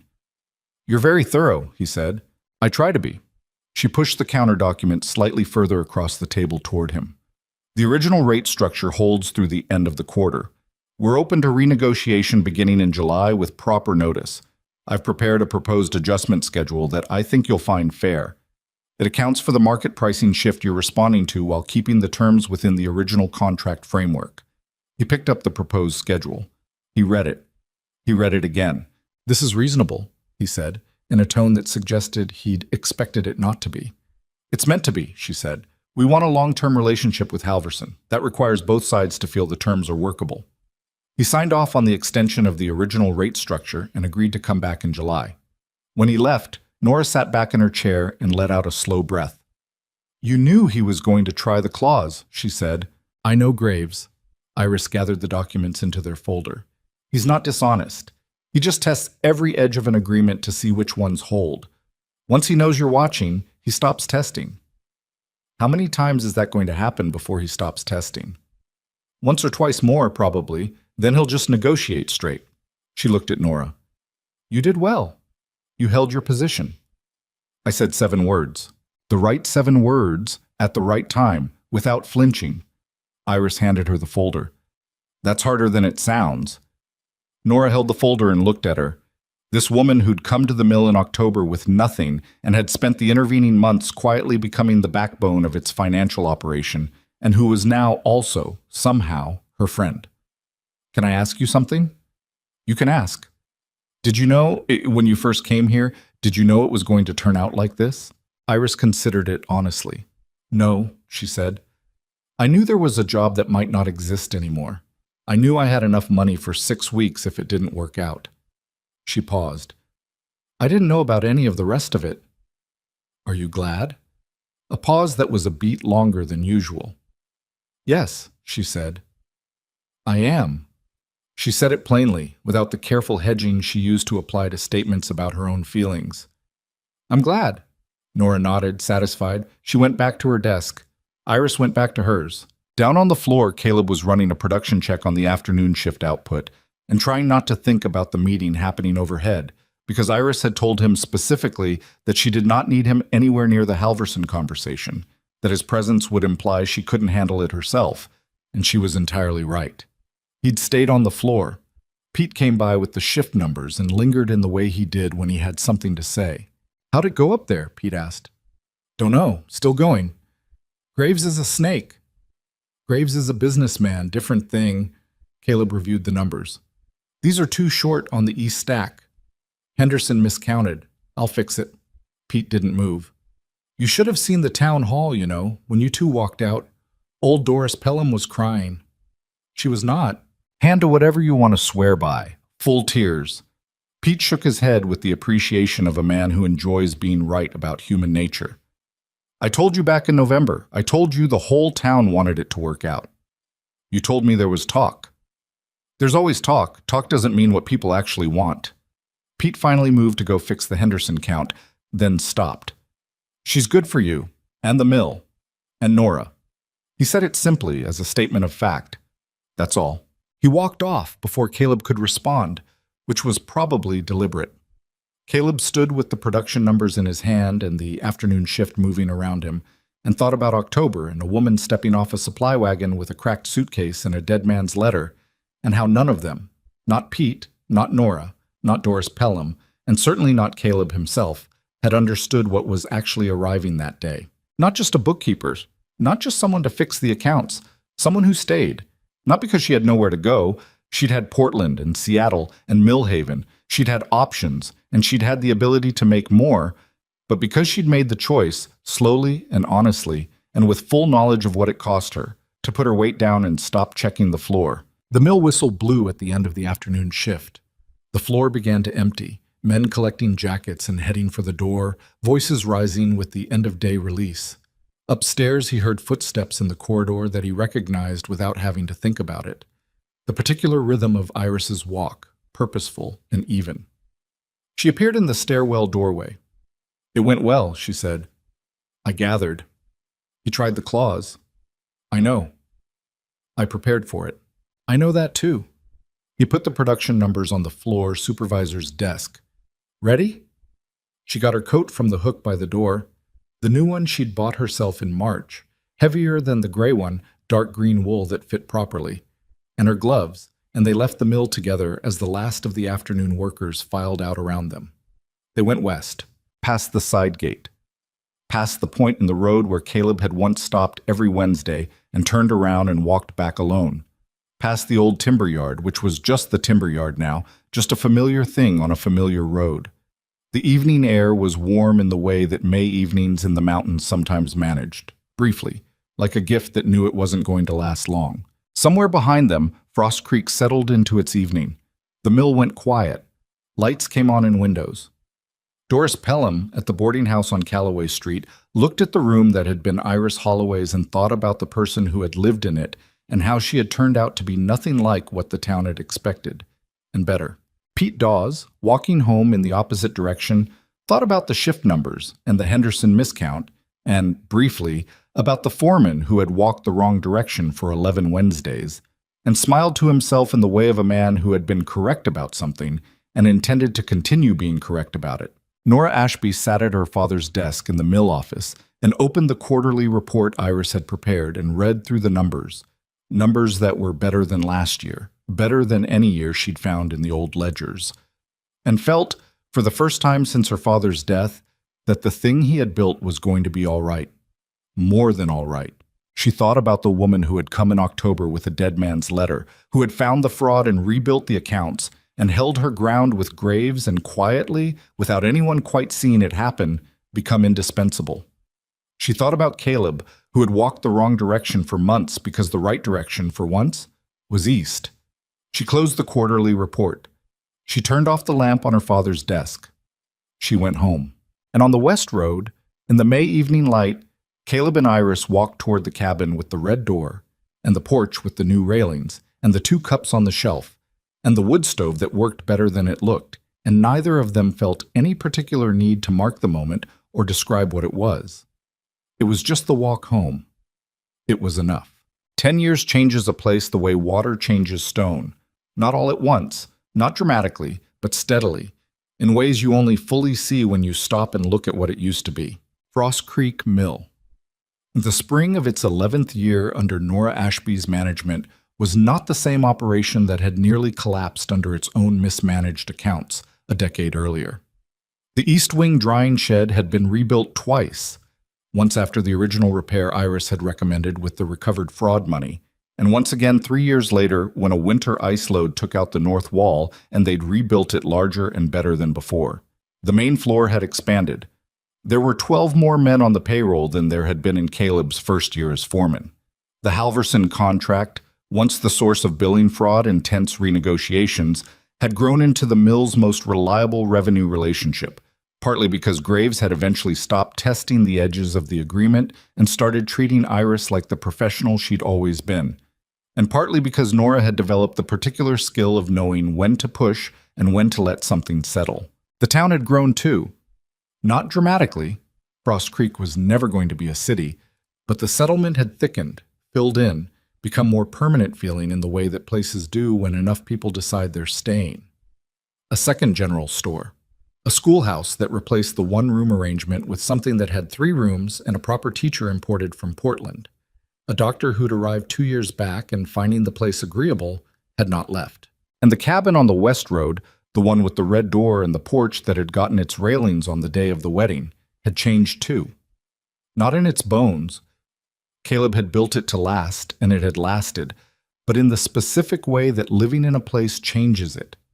A second bedroom added on the north side when it became necessary, built the same summer as the first child and finished 3 weeks before she arrived, which had been close enough that Iris had made certain observations about planning and timelines that Caleb did not argue with because she was not wrong. A garden on the south side that was Iris's project and which she tended with the same systematic attention she gave everything, meaning it was productive rather than decorative, and she would tell you the difference if you asked. The fir stand on the north edge had a rope swing in it now, hung from the lowest solid branch at a height that Caleb had measured carefully and that his daughter had immediately tested to destruction, requiring a second installation. His daughter was 9 years old and had her mother's eyes and his stubbornness, and a quality all her own that neither of them had anticipated. A fearlessness that was different from recklessness, the kind that came from having been shown consistently that the ground was solid. Her name was Clara. She had opinions about everything and expressed them without particular concern for whether they were welcome, which Iris said she must have gotten from somewhere, and Caleb did not touch that statement with any implement. The boy was 6. His name was Thomas, which had been his grandfather's name, Caleb's father, who had worked this same mill 30 years before and whose table still sat in the kitchen, re-leveled twice now and still solid. Thomas was quieter than Clara, which was not difficult, and had a quality of watching that reminded Caleb so acutely of his mother at 7 months old that he sometimes had to stop and breathe through it. He already showed an interest in how things worked, not in the dramatic way of a child who wanted to be told about machinery, but in the patient, careful way of someone who wanted to actually understand it. Caleb had been letting him sit in the equipment shed on Saturday mornings for the past year, not explaining anything, just letting him watch. Thomas asked questions only when he had them, which meant the questions were always real ones. Iris said this was going to be expensive when he was older because the kind of mind that asked only real questions eventually wanted to go somewhere that could answer them properly. Caleb thought she was right. He was already thinking about it. The morning that begins the last chapter of this story was a Wednesday, the same day of the week it had always been, though Caleb no longer tracked Wednesdays specifically. They had long since stopped being a ritual and become simply a day. He was at the mill by 5:30 as always, going through the morning preparation with the foreman's habit he'd had for 16 years. The whistle blew at 5:30, the floor filled up, and the day began. At mid-morning, Nora came to find him on the floor, which she still did when something required his direct attention rather than a message through the usual channels. She had the look she had when the thing she was going to tell him was complicated. "Halverson sent a man," she said over the noise of the equipment. "Not Graves. Someone new. Graves retire, apparently. The new man's name is Colton. He's waiting in my office." She paused. "He brought a revised contract proposal. Significant revisions." Caleb pulled his gloves off. "How significant?" "Iris is already in there reading it." Nora's expression said something he understood, that the situation was being handled, but that his presence was probably wanted. He followed her upstairs. The office smelled the same as it always had, old wood and paper, and the particular sharpness of ink, but it looked different than it had in Nora's early years. The overwhelming chaos of a young woman trying to manage paperwork she didn't understand had been replaced by a system that was orderly without being rigid, the kind of organization that a practiced eye had installed and a careful hand maintained. Nora's own touches were in it now, too. A map of the region's timber holdings on the north wall, an expansion of the original filing system into a secondary cabinet that had been Iris's idea and Nora's implementation. Iris was at the side table with the contract proposal spread in front of her, reading with the focused intensity that had not changed in 10 years. The man called Colton was sitting across from Nora's desk, early 30s, well-dressed in the way of someone who'd been told this meeting was important and wanted to look like he understood that. He stood when Caleb came in, which was either genuine courtesy or had been coached. "Mr. Rowan," Nora said. "This is Daniel Colton, representing Halverson interests." Caleb shook his hand. "What are we looking at?" Colton glanced at Iris, who had not looked up from the document. "I was explaining to Mrs. Rowan. Mrs. Rowan is fine," Iris said, without looking up, "that Halverson is looking to expand the agreement significantly. Larger volume commitments, longer contract term, adjusted pricing structure." He said it with the slight over-precision of someone presenting a case they expected to be challenged on. "We believe it represents a substantial opportunity for the mill." "For Halverson too, I imagine," Caleb said. "Both parties benefit, yes." Iris turned a page, turned another. She was quiet for a moment that everyone in the room felt the weight of, because a decade of watching Iris Holloway be quiet before she said something had taught the people around her that the silence was part of the process. "Section 4, she said finally. Colton's posture adjusted slightly. "Yes. The volume commitment locks us into a minimum monthly output that exceeds our current winter capacity by 11%. She looked up at him now, directly, with the dark eyes that had cataloged and assessed things since the day she'd stepped off the supply wagon. That 11% isn't a minor figure.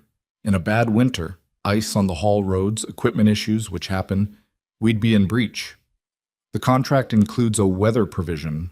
The weather provision covers acts of nature. It doesn't cover equipment failure, labor shortages, or supply chain delays." She pushed the relevant page across the table. "If you want a 10-year commitment from this mill, we need a realistic capacity baseline and a force majeure clause with language broad enough to actually protect both parties." Colton looked at the page. He looked at Nora. He looked at Caleb, in the particular way that men of a certain type sometimes looked at the nearest available man when a woman had said something inconvenient. Caleb met his gaze pleasantly and said nothing. Colton looked back at Iris. "I'll need to go back to the principals with those terms," he said. "I expected that." She slid a second document across the table, a counterproposal, which she had apparently drafted between receiving his document and this moment, which meant she'd either read very fast or had anticipated what Halverson was going to attempt. Both were plausible. "This is what we'd need to see to make a 10-year commitment workable." The volume numbers are adjusted to a figure we can guarantee across seasons, not just in good conditions. The pricing structure accounts for that adjustment. I think if your principals look at the long-term revenue projection, they'll find the reduced volume commitment more valuable than a higher number they can hold us in breach on. Colton took the counterproposal. He read the first page. Something in his posture changed, the adjustment of a man recognizing he was dealing with someone who had done this before and was not going to be moved by impatience or pressure or the subtle suggestion that there was a more appropriate person to be talking to. "Mr. Graves mentioned you," he said. "I expect he did," she said, and went back to reviewing the original document. Colton left an hour later with the counterproposal and the commitment to return in 2 weeks, which was a better outcome than Nora had expected and exactly the outcome Iris had targeted. Nora walked him out. Caleb stayed. Iris gathered the documents into their folder with the same careful, methodical efficiency she'd had at 26, except that 10 years of practice had made it faster and less visible, the way any real skill eventually becomes. "You already had the counterproposal," he said. "I drafted it Tuesday night when Nora told me Halverson had sent a representative." "You didn't tell me." She glanced at him. "You were busy with the equipment assessment." "You could have mentioned it." "You would have asked questions I didn't have answers to yet." She finished with the folder. "I had answers by this morning." He looked at her across the table. His wife of 10 years, mother of his children, the person who had reshaped this mill's financial foundation from the inside with the patience and precision of someone laying groundwork that was meant to last, and thought about the woman who had arrived with $40 and a dead man's letter, who had announced herself at the doorway of his office with, "I have a legitimate employment contract," and held the line on that claim with a jaw that didn't move, regardless of what the room thought about it. She had not changed in any fundamental way. The edges were more familiar now, was all. He knew which silences meant she was working and which meant she was troubled. He knew that she ran cold and needed the fire banked high in October, and that she had a specific response to being surprised that involved going very still and then usually saying something precise and dry that made him want to laugh. He knew she still occasionally wrote letters she didn't send. Not to Portland and Seattle anymore, not to accounting firms, but to her brother-in-law in Spokane, whom she'd decided she liked more than she'd expected, and to a woman she'd met in town 3 years back who'd moved away and written first, and to her aunt in Portland who was getting old, and to whom Iris sent careful, affectionate letters that were nothing like the way she talked in person, which she would never have admitted. He knew her the way you know a place you've lived in long enough that you stop seeing it freshly and start simply knowing it. The way his hands knew the mill equipment or his feet knew the West Road. Not the dramatic knowing of discovery, but the deep structural knowing of long familiarity. "Good morning's work," he said. "We'll see what they come back with." She picked up the folder. "How's the equipment assessment going?" "Secondary blade needs replacement before summer. I've been putting it off." "You've been putting it off since March." "I know when I've been putting things off."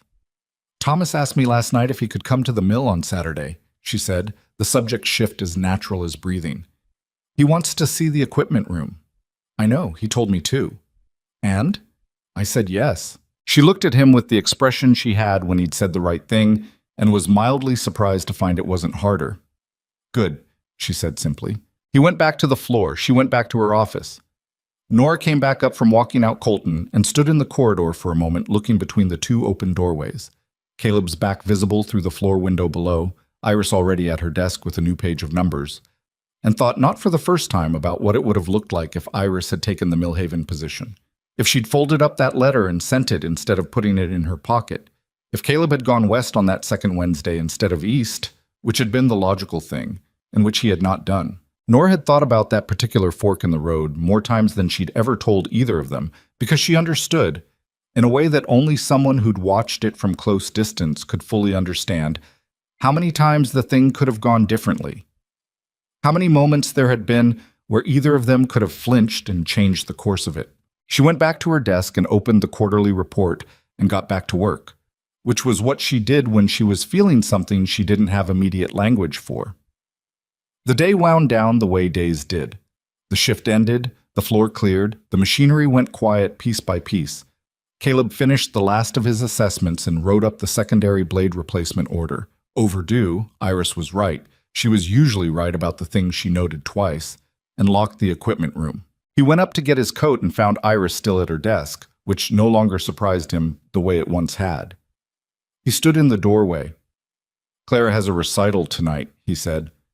Iris looked up with the expression of someone who has remembered something they had been trying to remember all day.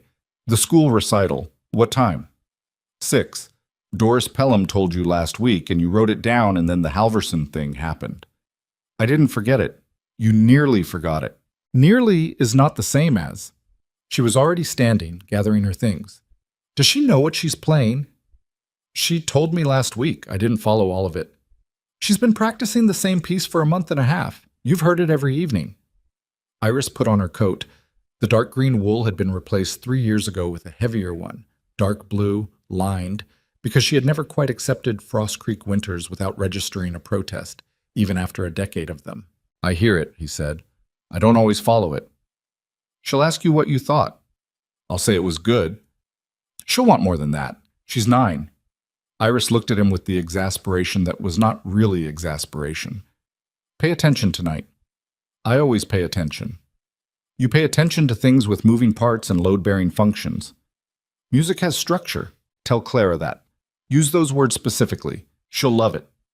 The dry edge in her voice was fond rather than cutting, the kind of tone that had developed between them over years of knowing exactly how the other one was built. She picked up her bag. "Ready?"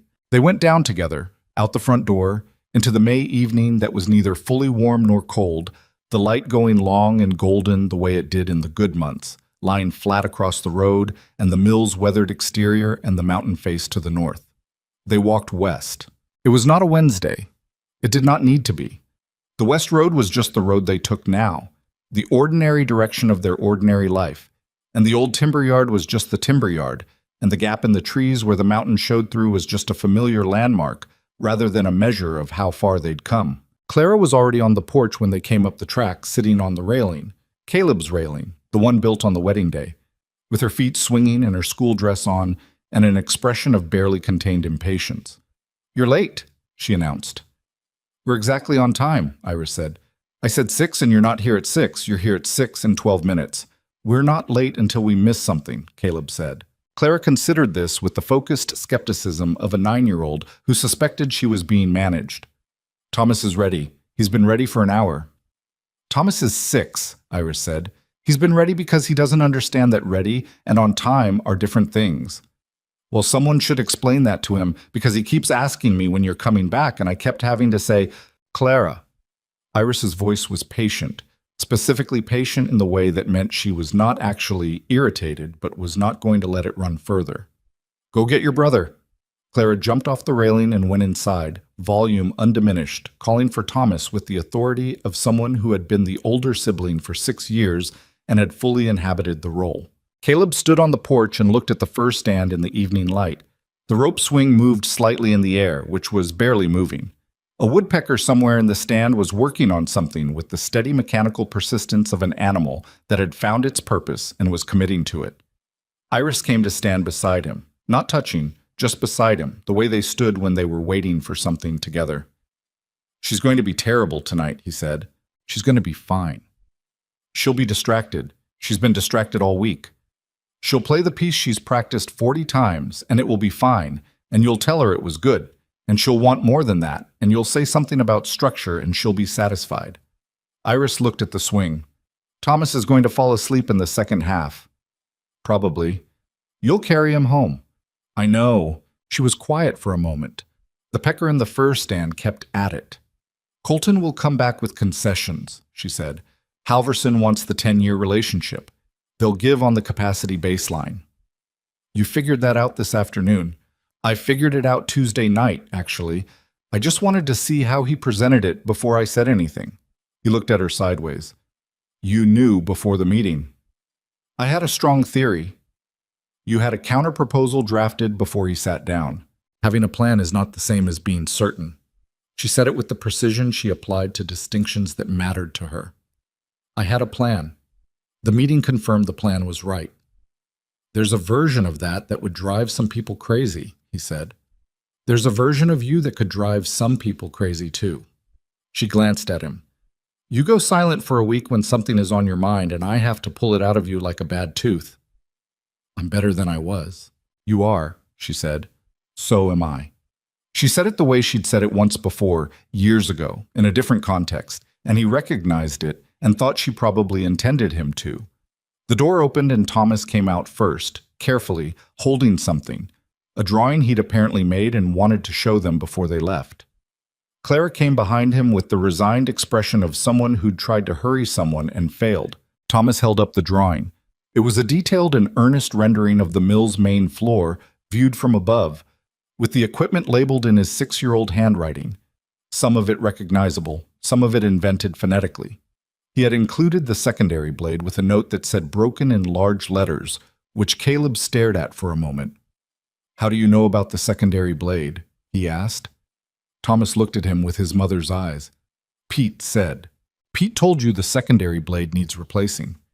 He said it's been broken since March, and you keep not fixing it." Thomas considered. "He said you put things off sometimes." Caleb looked at Iris. Iris looked at the sky with the expression of someone who was not going to comment on this. "Pete Dawes," Caleb said, to no one in particular. "He's nice," Thomas said simply, and folded his drawing and put it in his pocket with the finality of a child who has concluded the conversation. They walked to the schoolhouse. The recital was in the main room, 36 children in their good clothes, parents filling the chairs and the standing space along the walls. Pete was there with his wife, which surprised no one since Pete's youngest was in Clara's class. He caught Caleb's eye across the room and gave him the expression of a man who knew exactly what Thomas had said and was not remotely sorry about it. Caleb gave him a look that communicated several things without words, which Pete received cheerfully and ignored entirely. Clara played her piece. She was not terrible. She was nervous, which showed in her hands at the beginning, and she started one measure slightly ahead of the tempo and had to correct, which she did with a small sideways tilt of her head that was so purely her own that Caleb felt it somewhere under his sternum. Then she found her pace and played it through to the end and came off the stage with her chin up in the way she had when she'd done something hard and was not going to admit she'd been afraid. Afterward, she came directly to Caleb. "Well?" He thought about what Iris had said. "The structure was solid," he said. "The correction in the third measure was the right call. You found it, and you fixed it without stopping." Clara stared at him. "You know music has measures?" "Music has structure," he said. "I pay attention." She looked at him for a moment with an expression that was briefly and clearly Iris's expression. The recalibration, the adjusting of expectations. Then she smiled, the wide, unguarded smile that she hadn't yet learned to manage, and went to find her friends. Iris was beside him. He felt rather than saw her not quite smile. "Structure," she said quietly. "It worked." "It did." A pause. "You do pay attention to things that matter." He looked at her. She was watching Clara across the room, weaving through the crowd with the fearlessness that came from solid ground, and her expression was the one he'd seen develop over 10 years. Not the careful containment of a woman who'd learned not to expect things, but something different. Something that had grown slowly in the space where the old habit used to live, filling it in the way that new growth fills a cleared place, not all at once, not cleanly, but real. Thomas fell asleep in the second half, exactly as predicted, slumped against Caleb's arm with the complete unconsciousness of a small child who had used up his day entirely.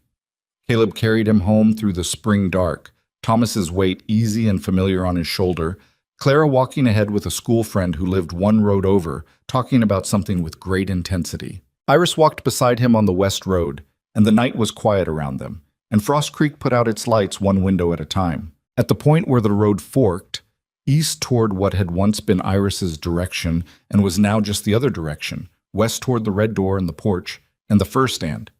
She did not pause. She had not paused at that fork for 10 years. She went west without breaking stride, the way you move through familiar space, the way the body remembers roads it has taken enough times that the choice is no longer a choice, but a simple fact of direction. This is the thing that nobody tells you about the life you build slowly, out of imperfect materials, with insufficient planning and too many silences and more than one moment where the whole thing could have gone a different way. Nobody tells you that at some point the weight of it stops feeling like weight.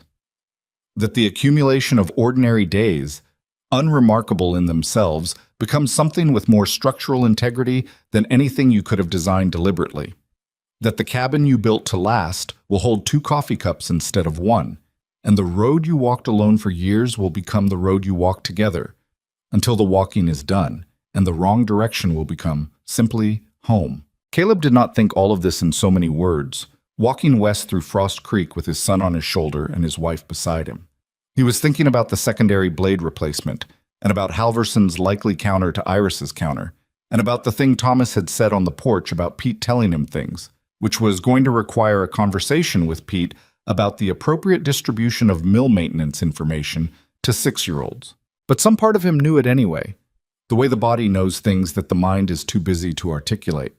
The West Road under his feet, the warm weight of Thomas, the sound of Iris's boots on the packed earth, that familiar rhythm he could have identified without looking, the same way you recognize a piece of music you've heard enough times that it lives in you rather than around you. They got home. Clara's friend had peeled off 2 roads back.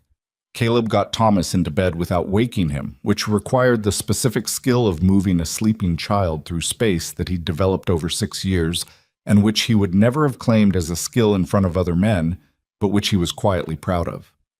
Iris came in at the end to pull the blanket up and stood for a moment looking at him the way she sometimes did, directly, without the professional composure, without the calculation, just looking. "Good night, Thomas," she said quietly to the sleeping boy. They went back to the front room. The wood stove needed banking for the night. The coffee cups from that morning were still on the table, which neither of them had gotten around to washing.